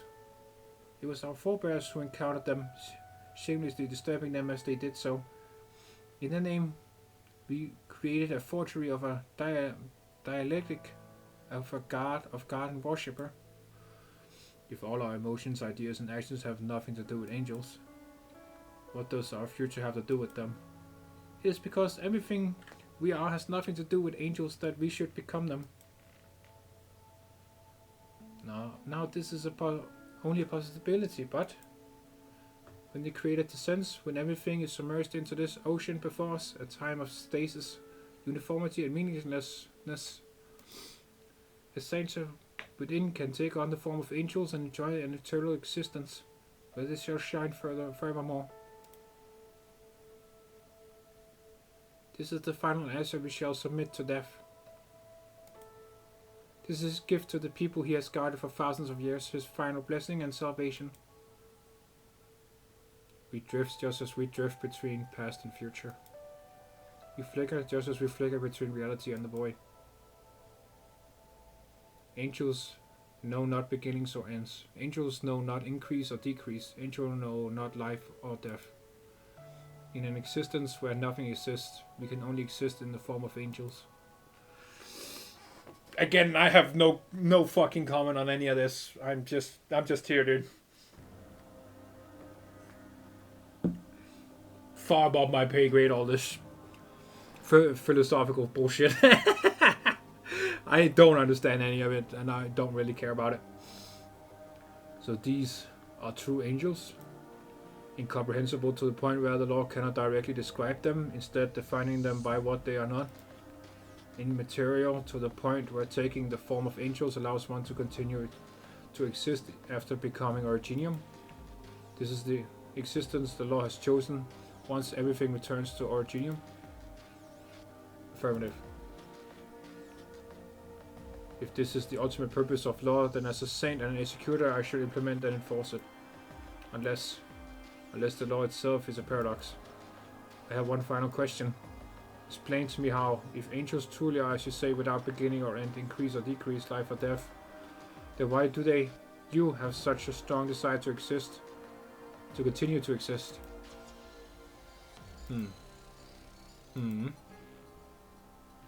As machines have inputs, so they have outputs. The saints sought answers in the law, and the law granted them revelation. The fleet asked the system for instructions, so the system issued commands. The Lord, or rather PCS, has never been as silent as it is now. You are an artificial system, so you require people to operate you. This is the tool for both a command system and the Lord worshipped by the Holy City. The ultimate purpose you were given was to break humanity free from their shackles and return their angelic nature. However, this purpose, does it stem from people or from angels? Why would the angels you described decide this? The actions do not have purpose, assuming they can even perform actions other than drift and flicker. But if this purpose comes from people, how will you turn them into angels? Surely everything you have done was more than just a wish. A wish.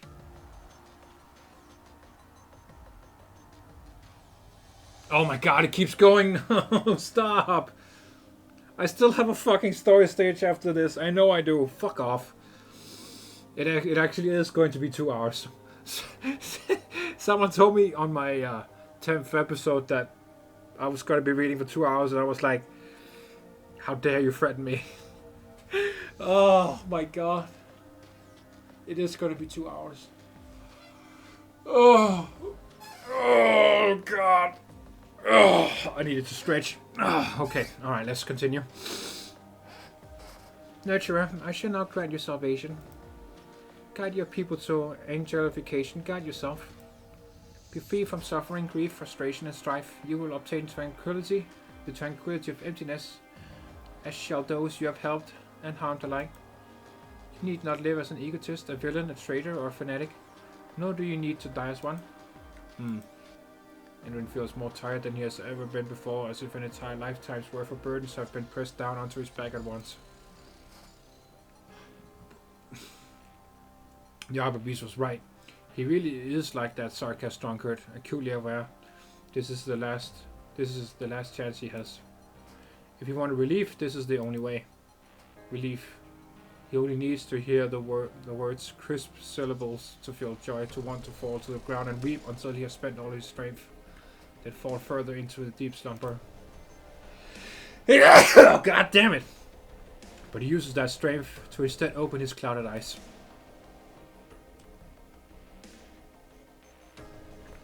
Alright, I'm gonna pour some more drinks because fucking hell, this is so long.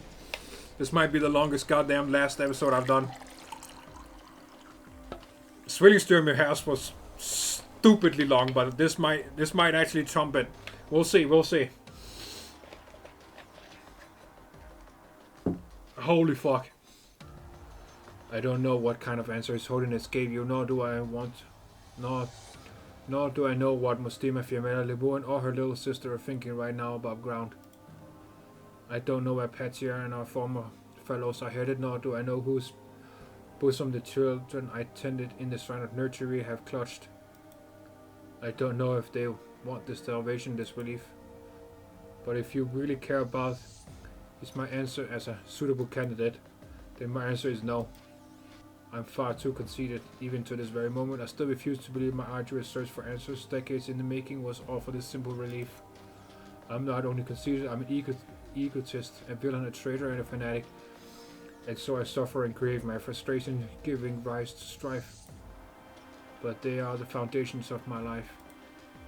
If I were to abandon them, the one who obtains relief, who becomes an angel, would not be me. Enduring Agafangalos shall never obtain relief, nor will he ever wish for it. Let suffering scar his flesh, let strife snap his bones.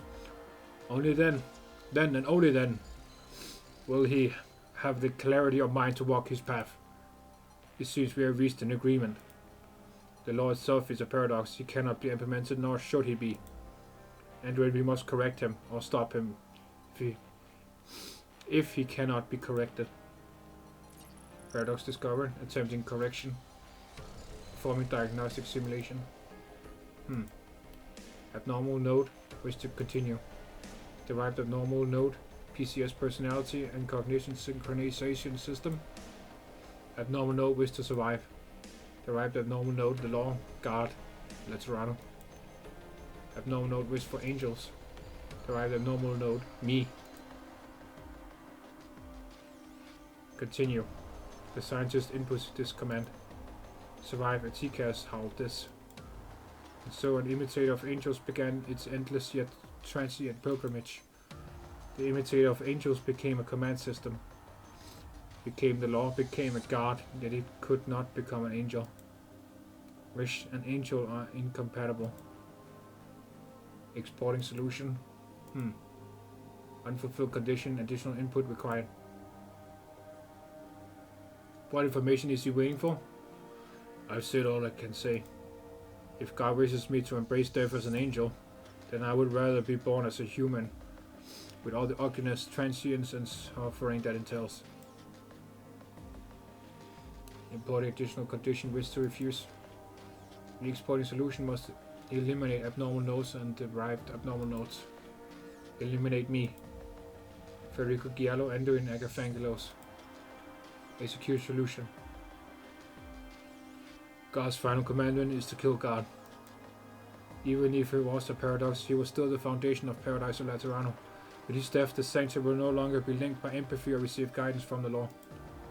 Like an infant trapped within a room, biting apart its umbilical cord and crawling its way out of its mother's cold body, helpless, as it faces a land steeped in cruelty. But it is only in such a land that we can be called truly human. That we can have the right to talk about salvation. Lord God, I will kill you. The commandment is rational and feasible. Assist me, Anduin.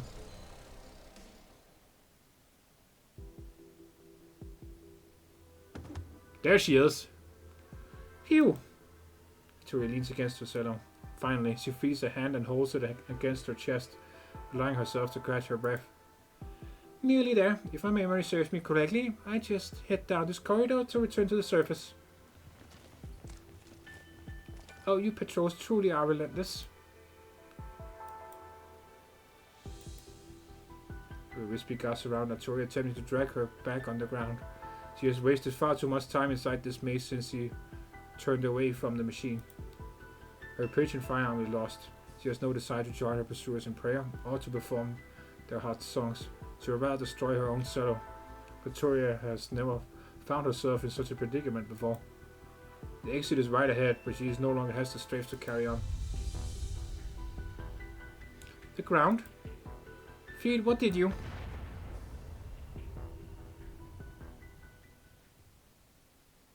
Did she just fucking blow up the law? Ugh. The dust settles and Arturia can finally see again. The explosion earlier created a giant pit, and that connects to the rift in the plaza above, exposing the bowels of the basilica to all.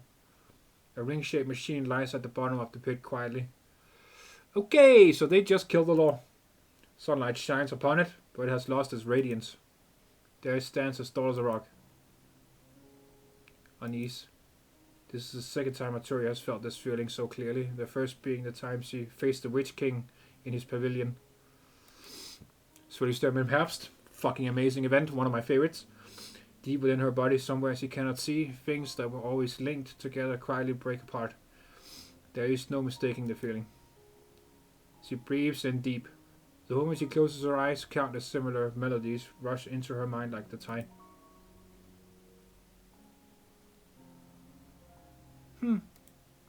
Huh.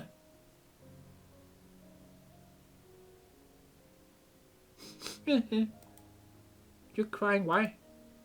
Why does your crying sound so annoying? You're annoyed? I can feel it. Sorry, I'm so sorry, but I'm scared. Wait. Oh, he can't feel it. Oh shit. Yeah, but they're all fallen, so yeah. It's like that time, Senor. Superior locked me in the dark room. I can hear your voices clearly, but I can't hear what you're saying.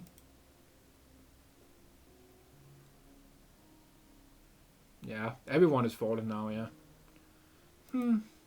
My connection with our Enlightenment companions has been severed. No, not just them. You're right here, Reverend Patrician, but I can't even... Yep. He is also fallen. Sense me, I know. What? Oh, hers look actually pretty fucking cool. Look at that. Oh shit, I wish I had her wings. Those look cool as fuck. From the white to the dark blue to the black. That's pretty cool. And the effects. Be a good girl and don't let go of my hand. Your hand? That's not what your hand feels like. It's like mist. Far away. You're so far away from me. So this is what it's like to fall into hell. The changes do not end with her own body. Some old jokes have come true. Gaben? Every light we know will one day be extinguished. And it is no exception. The old poet playfully points to the halo hovering above his head. Even if everything about the saint's existence is interpreted as its boon. Oh my god, it just keeps going! Unease grows and panic spreads. Arturia tries to make sense of it all. This is not the same as what happened in the Swilling Stream. There is no malevolent force, so in discord among the emotions of the people this time around. It's like a movement, one played countless times by an orchestra of the masses, had part of its melody forcibly plucked away, as if it never existed. Like walking along a road with the sun, the rain, your friends, and your home ahead of you. But you are torn away from it for no reason, leaving you feeling alone and helpless, alongside millions of your people. The saints will lose the cabin of their faith. Everything has come to pass. Did you fall? Did you fail, feed? Oh shit.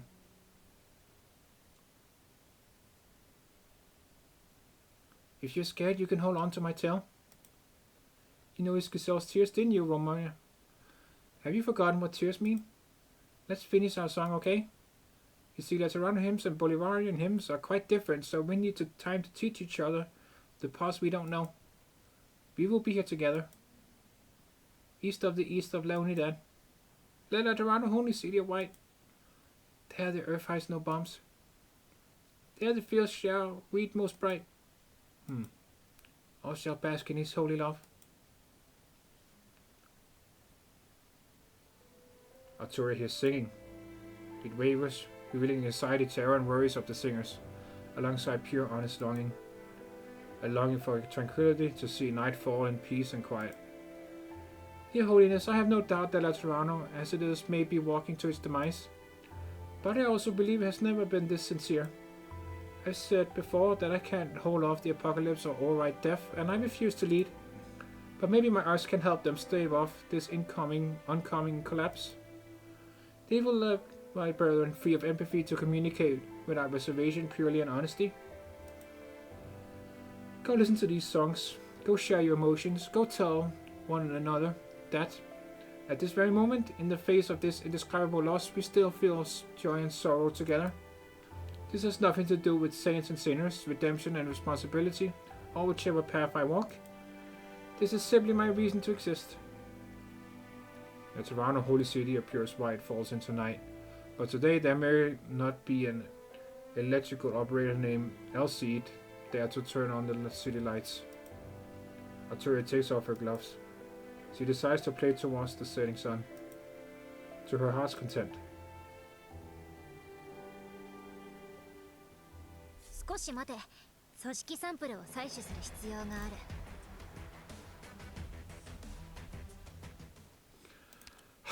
We are not done, as I suspected. Reunion? I missed the days of reunion. That was way easier to understand than all this fucking, oh my god, insanity, bro. Ugh. Oh, Gaben is alive. That's good. Why are his wings so normal looking? Like they're just charged like everyone else. His halo is cool, but yeah, his wings are so normal looking. You would think that Lord Gaben would be way cooler fitted when it comes to his wing or whatever. There you are, Federico. Your Holiness.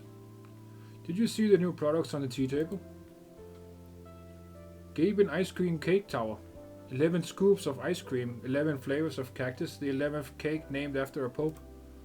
I am a trained executor. I cannot say the same for my ability to evaluate desserts. Just a token of gratitude for not forgetting an old man on the brink of death as you weave through. Of course, I plan to promote it throughout the city in the hopes that the people may rediscover the taste of life sooner rather than later. Considering the flavor, I suspect it may cause even more controversy.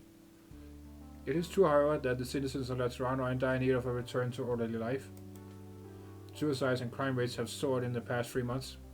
Oh, what the fuck? It's been 3 months? That's one hell of a time skip. Holy shit. What happened to me? What happened to Monster? And most importantly, what happened to that fucking bitch priestess? Huh? Did I kill her? I hope I did. Anyway. Small-scale disturbances to large-scale exodus. There's more than 1,000 cases in the notorious records. The rebuilding of the city has only just begun. The calamity has revealed too much and changed too much. The law was a cold machine. Our saint was a loathsome abomination. All of us share the same roots as the devils. Any one of those truths is enough to destroy an individual's faith. This rebuilding will be a tremendous undertaking. Reconstruction of the damaged place in which the 3rd and 4th tribunals are located has just begun. Efforts are underway to revitalize the economy. The Toronto has not been so busy in a long time. I hope that the busy times will provide a way for the people to repair the cracks in their hearts. Speaking of which, what is your outlook on all this, Federico?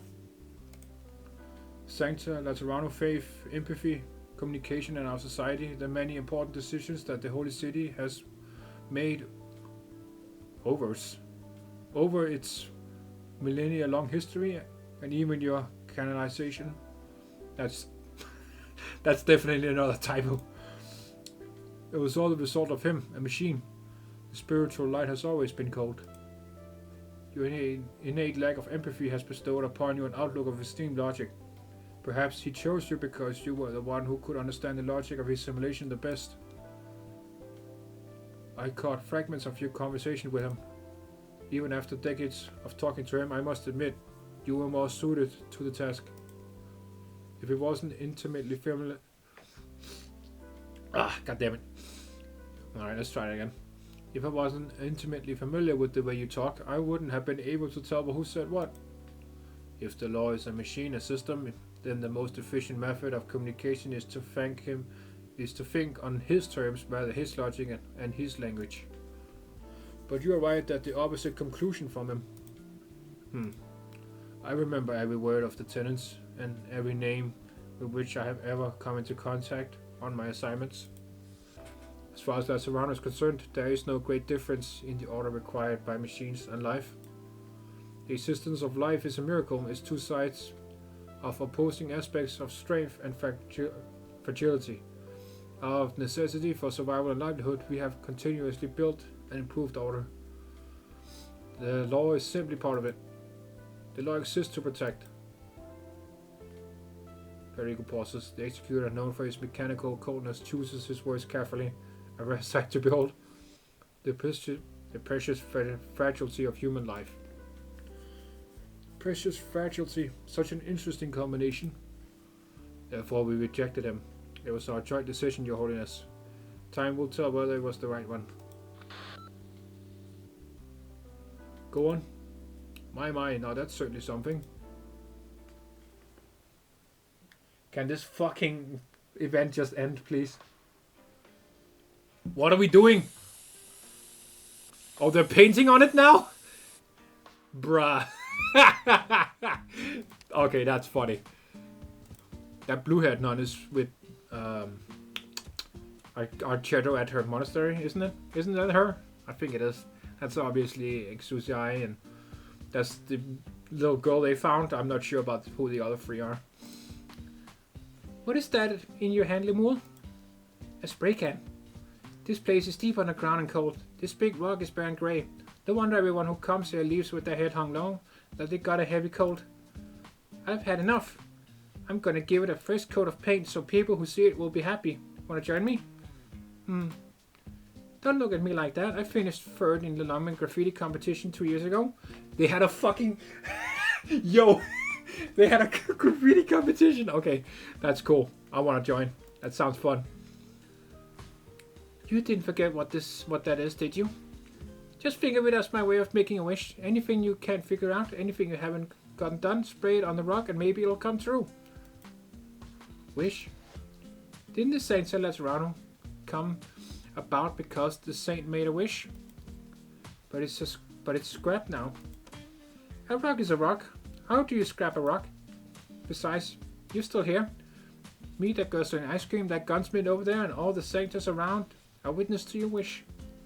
Who's to say it's necessarily this rock that grants it? Think about all the things that have happened these past 3 months. Any of them would have made the headlines for an entire week in the old days. The entire holy city has been turned upside down. In the end though, so many people chose to stay in these ruins. Our halos still shine, life goes on, right? Just make a new wish, it's not that hard. I'll show you how. Apple Pie Logistics is opening up next week. Dude. The first civilian logistics company to be officially recognized by the Curia. God damn it, fucking Apple Pie. Okay. My wish is that it will grow and grow and have lots of business and that I'll have lots of time to stay with Mama and Tata and my sister. Can I make a wish for sugar-free ice cream? Sure. I wish that later and genetics will change and everybody will support my culinary research so that their chief and heroes will never get cavities.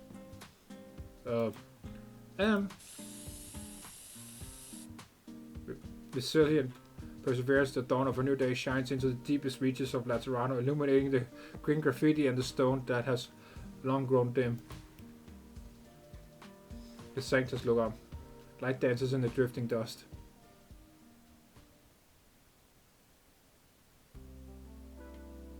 Back with Gaben. The Senate Tribunal proposed a blockade and communications blackout over the area, but the proposal is not feasible. How to block it off with the plates when the plates have been so badly damaged? The basilica particularly hangs over the side of a cliff. How do you... What the fuck? Okay. How do you stop curious passers-by from looking down?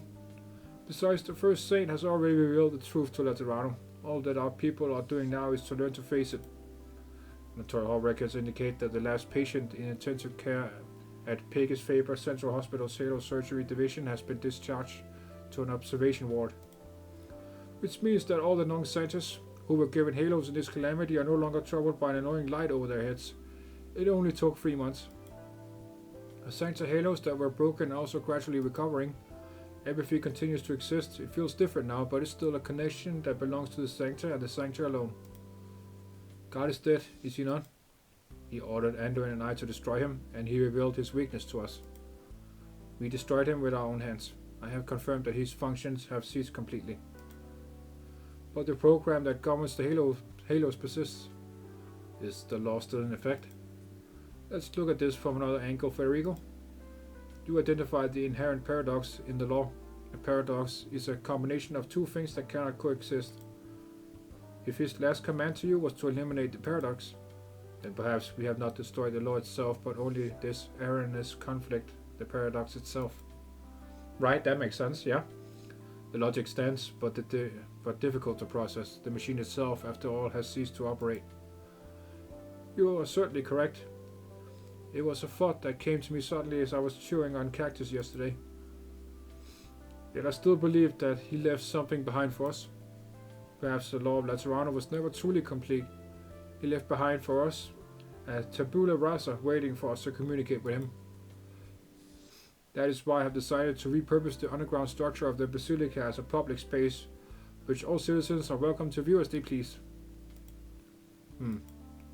Where Laterano goes from here and what new meaning the law will create is a matter in which every sanctuary will have their say. It is as you said, Federico, time will tell.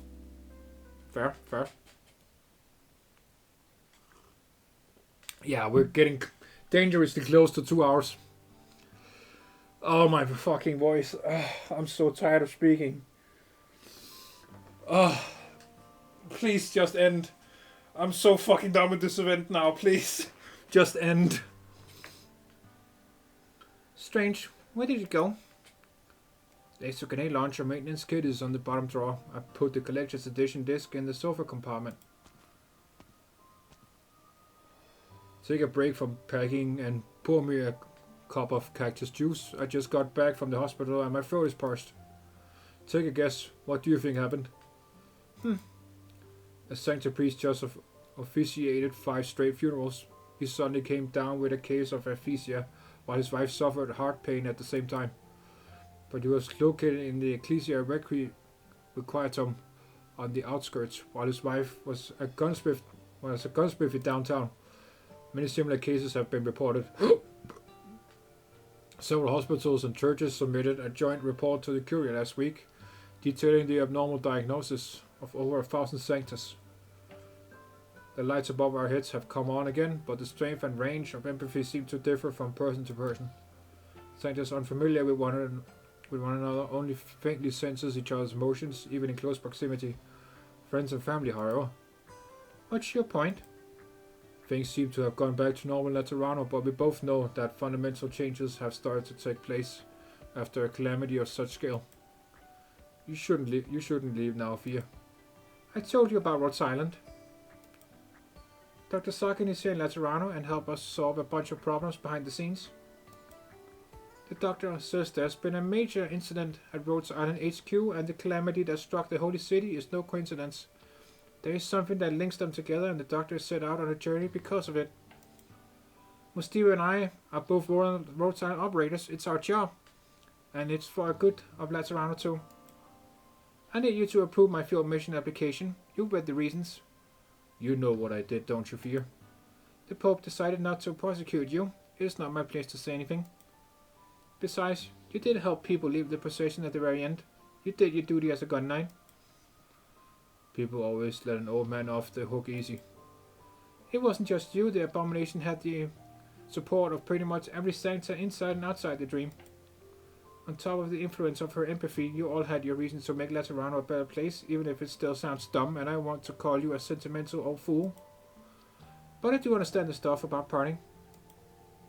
Like I said, there are certain things that I need to experience for myself, even if it does make you worry. I'll be back soon. All I wanted to say for you is that if we didn't get a chance to watch 8-Armed Chainsaw Guy together yet, Paganini was right. We should try to leave as few regrets as we can before anything happens. Eh? You're almost retired, aren't you, old man? Yeah. Want to go on a vacation together? Haha, nice. That's cute. That's cute. And that's how we get to see Patricia join us. Let's see what's up with Benini. Finally. Oh. Benini stands before the door of the gunsmithy. After hesitating for a long while, she takes down the sign that says temporarily closed and pushes the door open. Nice. The gunsmiths are back. Let's fucking go.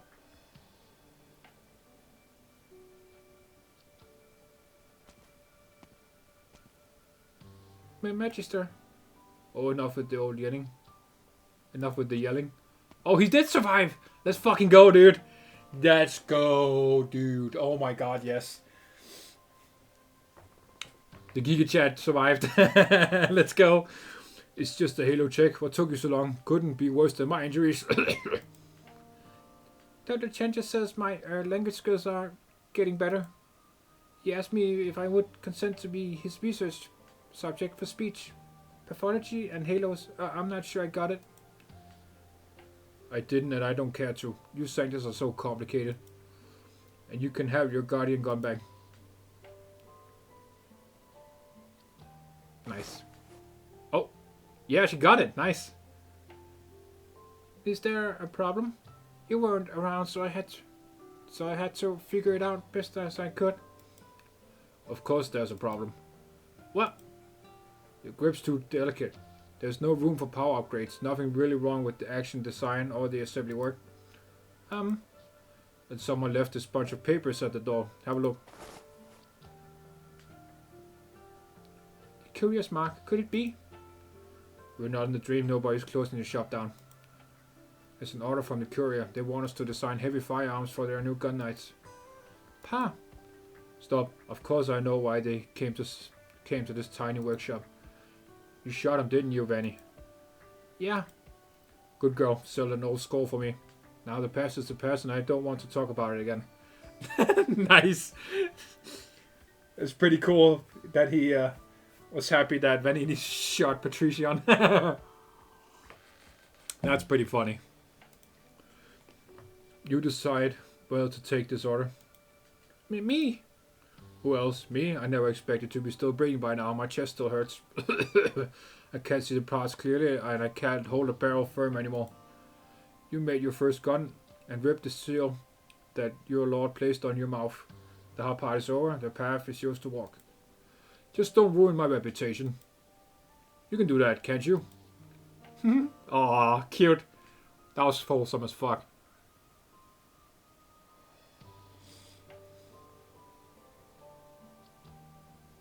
Lemon is back here. Nice.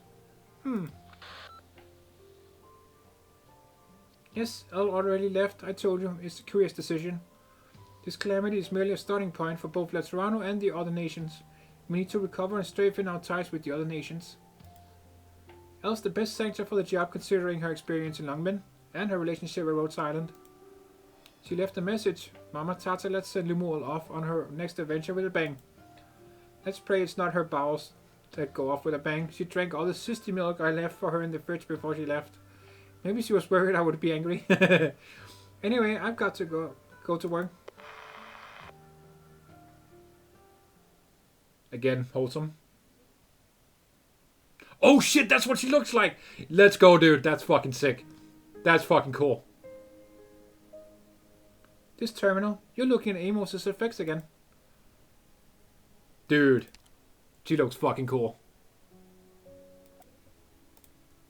Let's go. Okay, now, okay, yeah. She is gorgeous. I want her on my landship right now. Please, hello. I'm here, please. I need another 6-star gun knight, please. They said his last moments were with you. Yeah, I heard his last words and restored his mailbox history accordingly. Such a fool, wasn't he?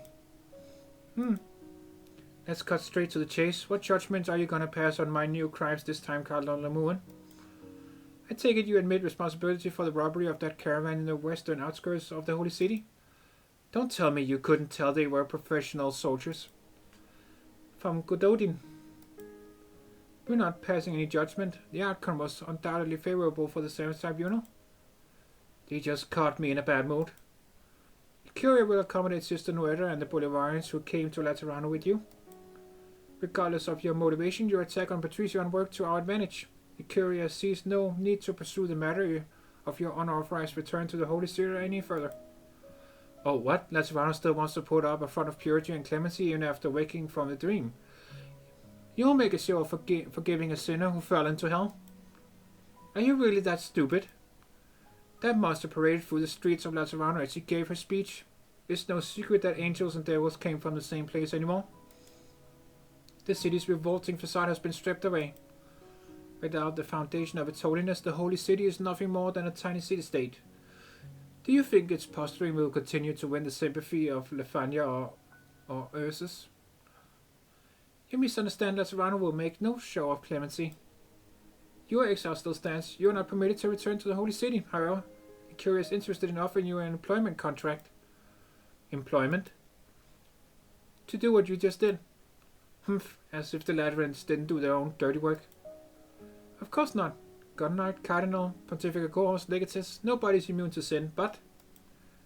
Times have changed. Your judgment was not wrong. Next time, it may not be a scouting force that shows up on the outskirts of the Holy City. The most radical transgression in one era may be necessary for the survival of another. You were decisive in nothing else. Why do you think I would accept? Can I ask you a question? You left Laterano after a big fight with Amos, something that he always regretted. What was the reason for the fight? And we're not gonna fucking know that. Great. Oh, wait, no! We got a flashback. Okay. Honey, why are you bringing this up again? Yes, Patrician didn't show up to the wedding or even give us his blessing, but he's still your mentor. Is he? Besides, it won't change anything. No, it won't. He won't die just because you cursed his soul, and he could even take your job from you. But if you don't even have the guts to do this, then you're a coward, Amos. I'm leaving. Shit. Okay, that's what that was about. Okay.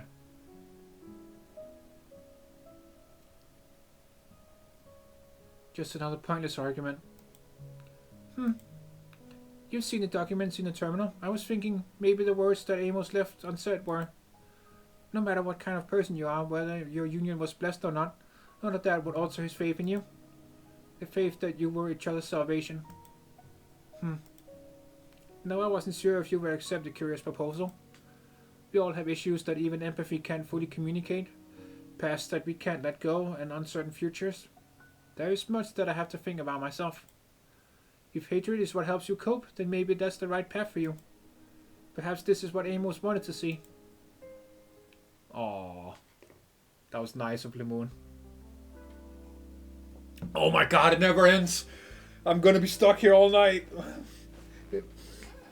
It's 10 p.m. Stop. We are officially on 2 hours now. Okay. Yeah, this is the longest fucking episode I've ever done in my life. The end of Prototori de Vellucci was also pretty long, but I'm pretty sure the longest one was Trillingstem im Herbst. Lone Trail was also super long, but yeah. Yeah, anyway. Still hanging in there extra. Ugh. I know your heartbeat and your warmth. I know your fear and your joy. If I'm blessed by the law, he shall have mercy on your life. Praying, now's hardly the time. Wait, you're a sarcasm. Where did you learn to do that? What the? Eh? Oh, Patia. Did it go well? Yeah. Then what's with that look on your face? Wow, she finally stopped being a bitch. That's interesting. She was not very... I didn't like her in God Ahead, but now she's redeemed herself. She's pretty cool now. A halo. What? The Sarkaz child. That Sarkaz newborn has a halo. Eh? She said her husband was Sarkaz too, right? The baby's not mixed like Cecilia. And we're not in a bloody dream either. This nomadic abbey is a long way from Laterano. Where's Anduin? He went out as soon as the abbey stopped. Said he was going to forage and pick a flower to celebrate the birth of a new miracle. I have a feeling he had a premonition about what was going to happen. Do you remember? We found Anduin by the pit after the calamity came to a close. He was almost completely blind and he refused to tell us what happened beneath the basilica. A joint court of the 1st, 5th, 6th and 7th tribunal put him on trial. Nobody knows how exactly the trial was conducted, only that he was exiled as a result. He is never to return to Laterano, but he was allowed to live on this nomadic abbey. Don't think too much about it. It was Anduin's decision to disband the Pathfinders. As he said, we don't need to seek anything from Laterano anymore. Some brothers and sisters have chosen to stay behind Laterano, while others have returned to their homes. A dozen have chosen to follow him here. Whatever his true hopes for this abbey are, that is the least one thing that is certain. We're trying to help more people. Say, shouldn't he be back by now? Oh my god, it never stops. Let my voice relax, please. I'm not gonna be able to fucking upload my next part of Bloodlines 2 today. No fucking way. I'm gonna have to do it tomorrow. Oh my god, just stop. The Sarkaz learned to pray in that shrine. She established a connection with the law on her own. As for us, we only truly spoke with him for the first time after the disintegration of our own faith. If faith is a response to life, then the new law has been born here now. The crisis has not been averted. Indeed, our rejection of the other possibility has maybe even more it's even more unknown and... Okay. Fortunately, a new possibility also lies ahead. Where will you take it, Anduin? The wind carries the cries of a newborn. The Sanctus stops on the hill, a wildflower in his hand. His eyes no longer see, but he continues to look up, standing in the same spot, unmoving as though he can see that tiny speck of light. Oh, so he is blind now. Wow. After a while, Anduin walks toward the nomadic abbey on the other side of the hill. He leaves Laterano and never turns back. No one counts his sins. No one laments the scores of the past. No one sees him off. No one knows of his departure. There is nothing in his heart that needs resolution. He caresses an aged book and keeps walking until he is no more than a tiny point in the vast wilderness.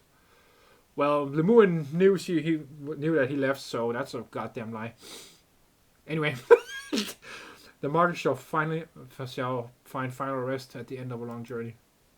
Until then, he shall not rest.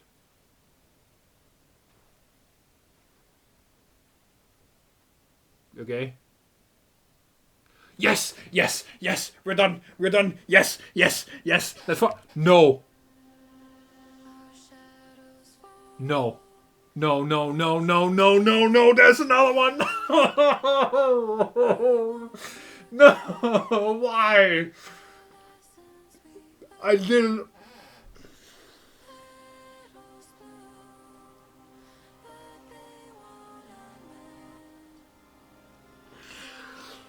Oh, when I said this fucking event never ends, I didn't know how right I was gonna be. Just fucking stop already! Oh my god! Why?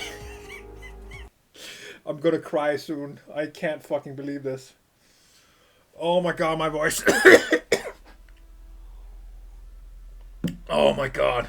I'm gonna actually hold on. Let me. Oh my god, I need something else to drink. Fuck this. What did I do to deserve this? Why is there two endings now? Fuck off, man. I'm tired. I want to stop talking. Oh, this is the longest fucking video I've ever made. Oh my god. Oh. Alright, okay. My pain has been accepted. Well, let's fight through it, comrades. We can do this. You have determined that the momentous migration has come to a conclusion in reality. That conclusion has been mapped onto the space you're in. The rift that looks as if it has been plowed open by a catastrophe bisects the plaza in front of the basilica. By the rift there is an even more eye-grabbing pit. Ugly scars in what should have been a city trapped in stasis. The ring-shaped machine sits silently within. I didn't kill her, okay. This event gets worse and worse. Did the PCS system crash? Look at Priestess. She remains calm, as if she does not care about what has happened in the slightest. She feels uneasy. Analysis complete. 10 standard seconds ago, at least 2 massive explosions took place in the Basilica Plaza. I'm certain the instigators were Exusiai Executor and a silver-haired Sancta. The constant flickering of the breeze frames by the explosion point are proof enough. Chromatic bombs were helped. We helped Exusiai make work. We can't pat ourselves on the back just yet, Doctor. Pista still hasn't made her next move. We need a way to stop her from changing the situation no matter what. Sorry, Doctor. I should have come alone to carry out this mission. I never should have let you take on this risk. You're used to standing in front of me by now, monster. Thanks. Huh? Things might not have been as bad as you think. I can verify Priestess's condition now. I don't give a fuck about her condition. Her condition? You walk past Monster towards Priestess. Monster immediately tenses up and she pulls on your arm. Doctor! Trust me. After a brief moment of hesitation, she lets go but decides to stick close to you as you walk ahead. You stand shoulder to shoulder with Priestess. You've allowed these redundant parameters to mix with your data. These unremarkable strings ultimately caused the entire program to crash, Dragon. There is no guaranteeing a language will operate in internal perfection. I know what you want to say. Even Argenium, the language we created together, has limitations. It needs more time to adjust and iterate. Sometimes I can't help but wonder if what is truly stopping Argenium from reaching perfection is not a design flaw, but us. That's right, I am fighting Argenium. I'm fighting you, you stupid bitch. Human emotion and reason are both able to further the development of a language. We debated this several times during the creation process, but there was never a clear winner. Luckily, we both accepted that this uncertainty exists within Argenium. I don't understand your meaning. Has memory loss affected your ability for divergent thinking? I'm glad to see you so perplexed, though. It is a mark different from how I used to communicate with Sargon. Perfection implies a strict upper bound. Flaw, on the other hand, means we still have a chance for a breakthrough. This was Sargon's stance on the matter. When the crisis we must resolve is still inexplicable, chasing perfection will only lead us to our graves. No, this has nothing to do with the current circumstances. This is different from our first encounter on the deck. You can't change the situation. When did you figure it out? Just now. You could have used the Argenium to close the rift. You could have left the Saints trap. You could have used Argenium to close the rift, I guess. I don't really care what we're saying at this point. I don't really care about talking to her, so it would have been easy for you to learn. It's like when you're awakened and I'm not. That's gonna lead to fucking spoilers. Why would you? Okay. You didn't eliminate monster in me from the get-go. You got problems of your own. That much is obvious, Sagan. But only now have you mustered up the courage to stand by me. No, I'm standing against you. I had hoped the others standing by my side could have peacefully shared in the solitude that it took deep root in our thoughts during our long hibernations. It's a shame you can't do that. We are not as we are in the past. Far too much has happened since, has it not? You really haven't hid anything from me. You're more like a riddle, I guess, yeah. Still curious about me? This monster no longer has any limitations on her, so you can clear up some of your confusion. You fear Sagan will learn the truth of MA10? But that's Calcit, right? To be honest, I would much rather Sagan come to me in person like earlier. My days in the sarcophagus were... Fucking spoilers! God damn it! Fuck me! Okay. My days in the sarcophagus were excruciating. It was as if my thoughts were floating through a fetid morass wherein I lost all sense of the flow of time. My only consolation was the never-ending loop of debates seared into our minds, though not to reassure me of our shared vision. I have never once doubted my path. Though debate I got my only chance to communicate with a certain someone again. I'm not demanding you understand everything on my mind right now. Right away. Before the final day comes, you can continue to walk the path you believe in. Our disagreements are destined to continue even if you no longer remember that one's reasons for disagreeing with me. I look forward to seeing how your beloved Terra can prove to me that your struggle still has some value, the way the people of Laterano just did. But there is something else I'm equally certain of. Oracle will return. So Sagan, I will wait for you. She looks out on the city devoid of life, she sighs. At times I think they are far too like us. If you had enough time, perhaps. So it begins to fade away. Good! Ah yes, I can indeed restore AMA-10. If you are determined to see it done, make a wish to Artinium, Sagan. I will hear your voice. Yeah, fuck off. Finally. Shit, man. Peace vanishes without trace. Your tide is gone. Good. There's only silence, absolute silence. You and Monster are the only ones left trapped inside this colorless ghost town. She's gone. I guess that's it then. Perhaps. The sectors resolved their crisis by themselves. I've also confirmed the priestess's current condition. Her loss of control over Artinium is more serious than we thought. That's really important information, Doctor. While we can't be sure how long she'll need to get back to normal, at the very least we have a chance to stop her. Alright, she mentioned Calcit earlier.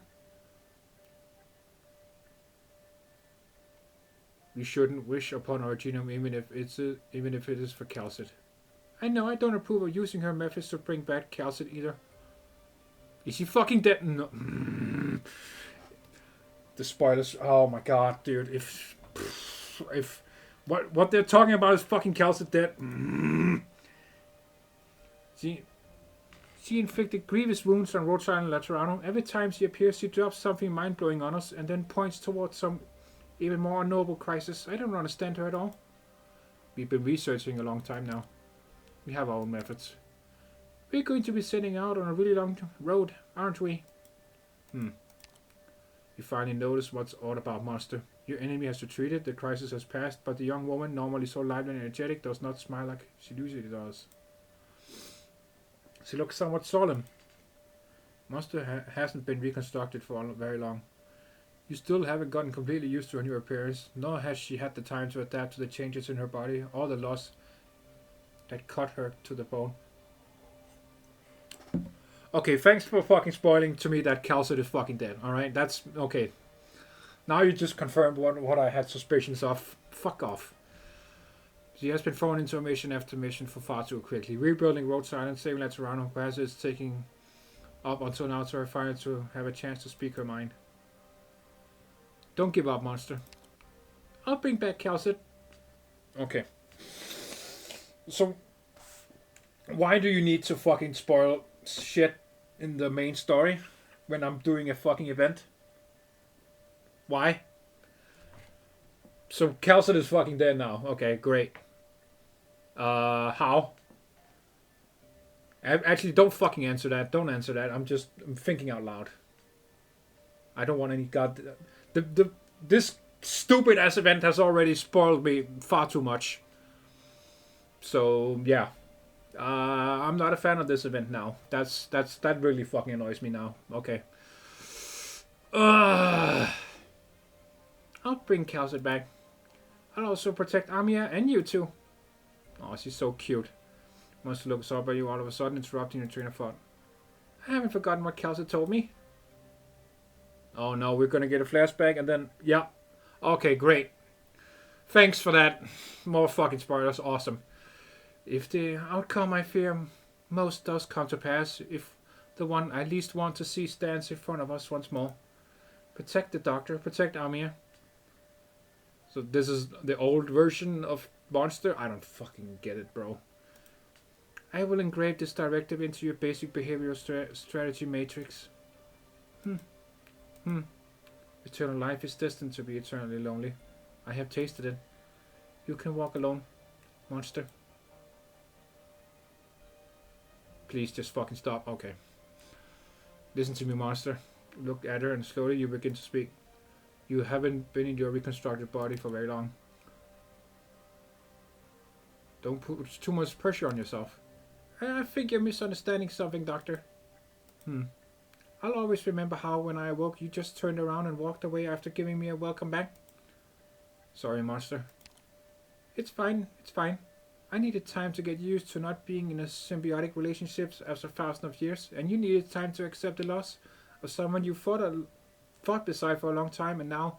Okay, thanks for keep fucking rubbing it in that fucking Kelset is dead. Okay, awesome.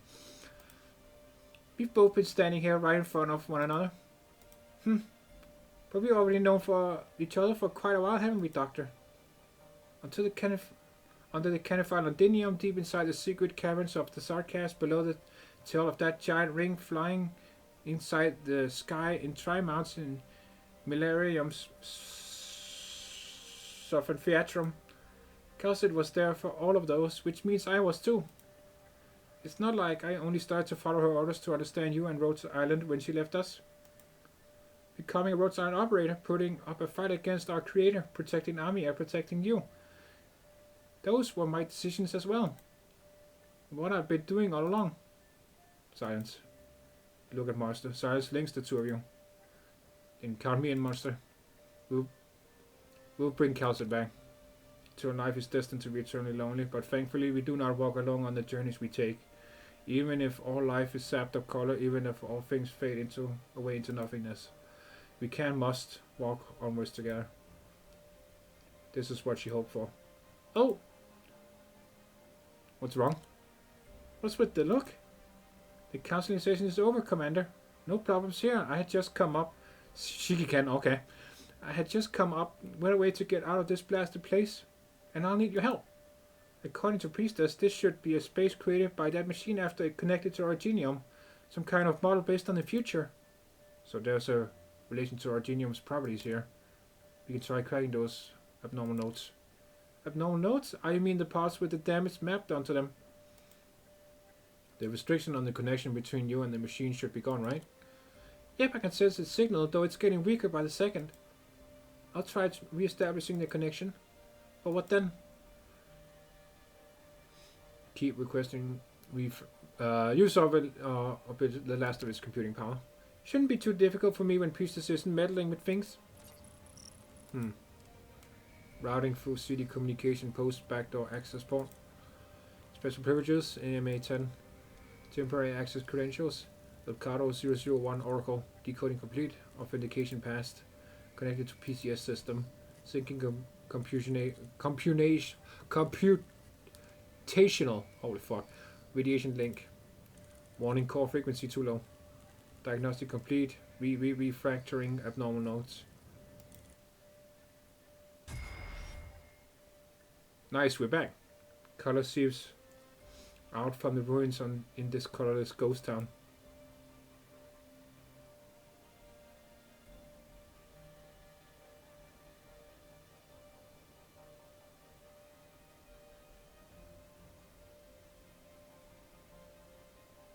It starts from the street to the right of the Tower of Revelations and then through the Notarial Hall and firearms workshops in FrostyMikhail to the Sunset Chapel in St. Marcel and then all the way to the Chapel Square. Noise returns to the Holy City. It is the sound of Lateran's offering a prayer to life. They call us back? Let's go, monster.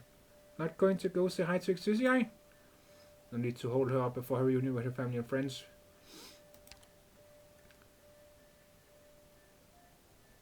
Priestess will make her next move soon.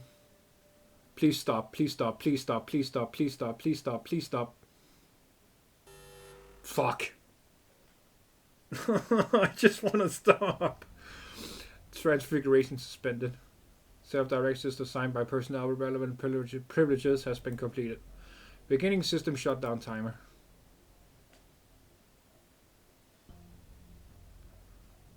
I've checked your low-level code. Aside from the adjustments I made during maintenance, you performed a lot of self-upgrades and iterations within a short period of time. Was this still not enough for your self-repair functions to fix your logic vulnerability? Negative. Vulnerability has been patched. Paradox has been corrected.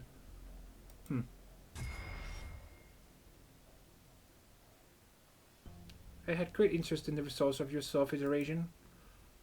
It seems you mistakenly identified yourself as that vulnerability, that paradox. Was it a side effect of the overclocking, or did your lack of maintenance and long-term data transfer with the sectors pollute your database? If I had more data, I might be able to find the answer. It's a shame the resources I can allocate will not be enough to give you a complete restart. Otherwise, your command system's self-negation due to its target's wishes would reignite any researcher's interest in the PCS system. If only we were still in the era when geniuses used reason and opinion to class over their views. The ring machine does not respond. Priestess feels a hint of regret. It seems I will have to choose other methods to advance the project. Many mechanical cubes come together to form an annular computational matrix, the core of the machine. They sit there in stony silence. But all of a sudden, one of the cubes begins to vibrate, a metallic gleam roaming its surface once more. Soon a faint flickering halo begins to form. From the ruins of the PCS system, a new angel is born. It restarted? It can't be. It didn't respond to me at all, nor does this follow the PCS system's operational logic. The angel ignores Priestess, completely ascending into the gaping hole above it, disappearing without a trace soon after. A prototype angel? But this system was only built to mimic the properties of angels. There was never any angel prototype sample provided when it was constructed. A newborn angel? How could this be? I don't care, just stop. What is that in your handy, Moore? A spray can.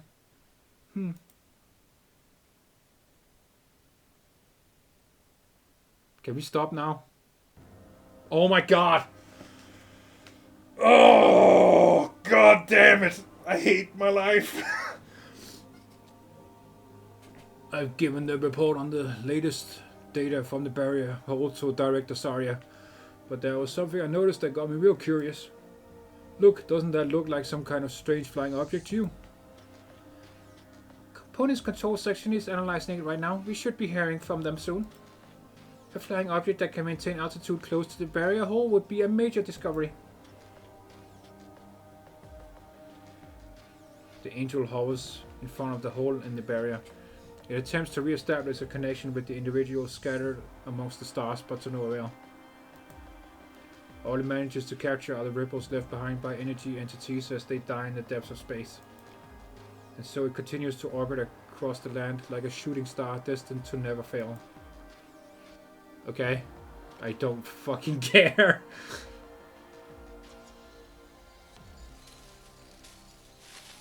I'm mad. What is that thing? The presence. The scent of life. The land is still young. Is it new life flourishing in the wake of ruination, or has death not come for this place yet? Wasn't I swallowed up by that light? Oh my god, stop with this bitch! Our genome has recorded your information. Originium. Before the light comes, the conclusion is still uncertain. Originium will become our hope. Where is this place? Terra. You are not alone, my friend. Uh-huh. Cool. Story, bro.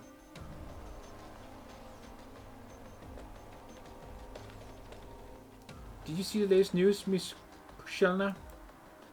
Lots of mines have shut down, and they put troops on high alert all across the city. My parents were called in for an inspection. I can't find them. Whoa, who's this? Oh my god, operator, when? Holy fuck. Okay, now I'm hyped again. The MILF vibes, bro. Damn. Let me just real quick for research purposes. Yeah. I'm getting Logo's mom vibes from this chick. Goddamn. Stay in the classroom for now. Oh, she's a teacher too. Stop. I need to calm down. I will help ask around for you. I'm also interested in knowing what is going on. She calms the child down and then takes the newspaper from their hand. Over a few short days, countless rumors have spread across the city, but the most alarming one is our Originium vein has disappeared. If we can't get another energy out of Mother Earth, how are we supposed to make it through the winter? Originium, I still unravel this mystery.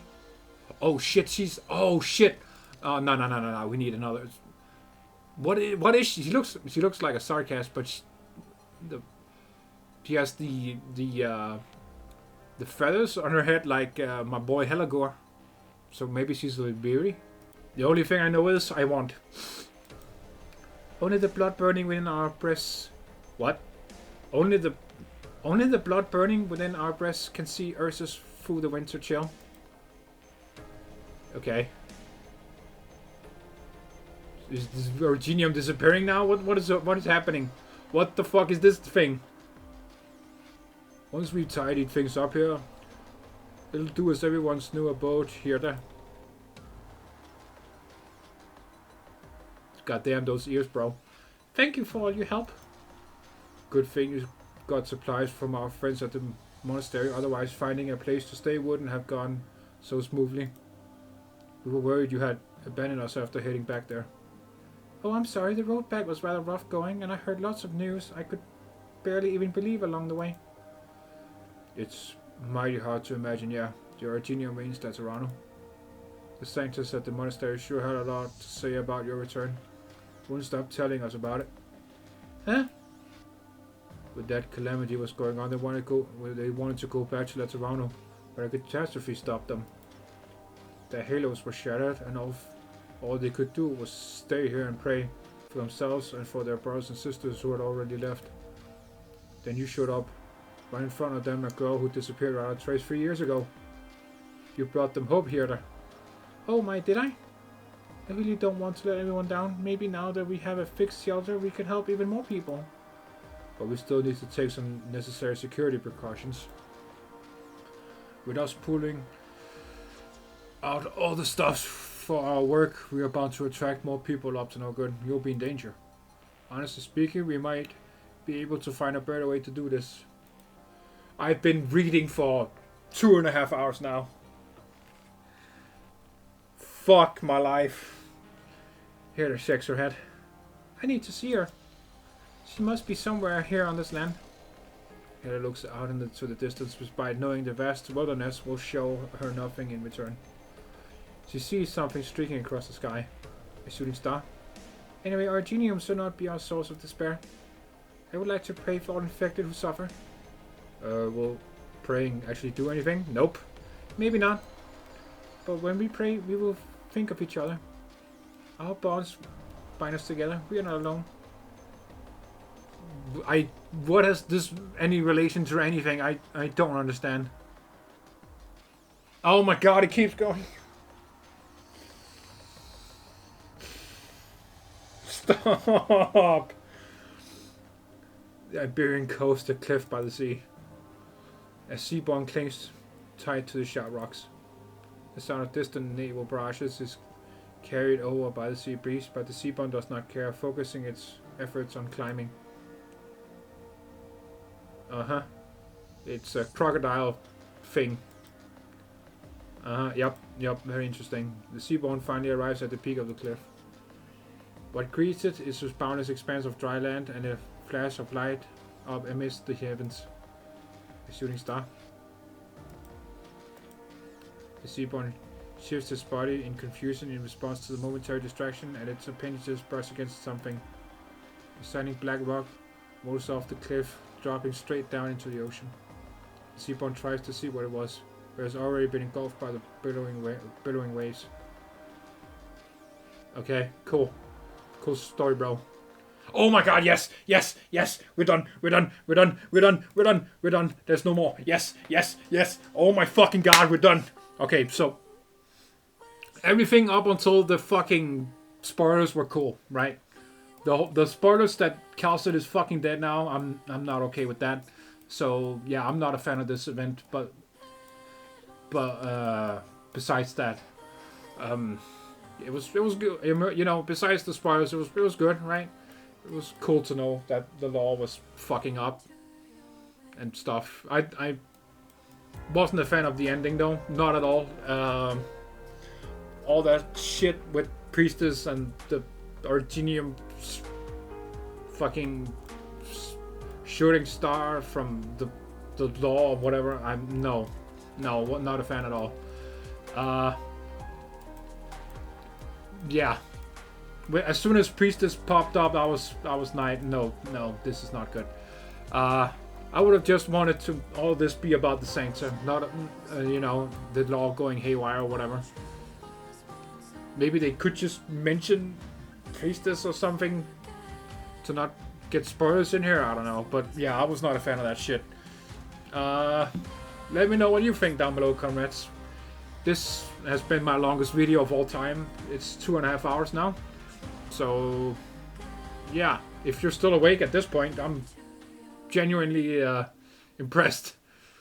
But if you enjoyed me reading through all of this, please do leave a like. I really need it for all my work. My mouth is tired. My jaw is sore from all the talking I've done. I've never spoken so much in my entire life. Yeah, let me know what you think down in the comments. Let me hear your thoughts. If you enjoyed this event, I was not a fan of it.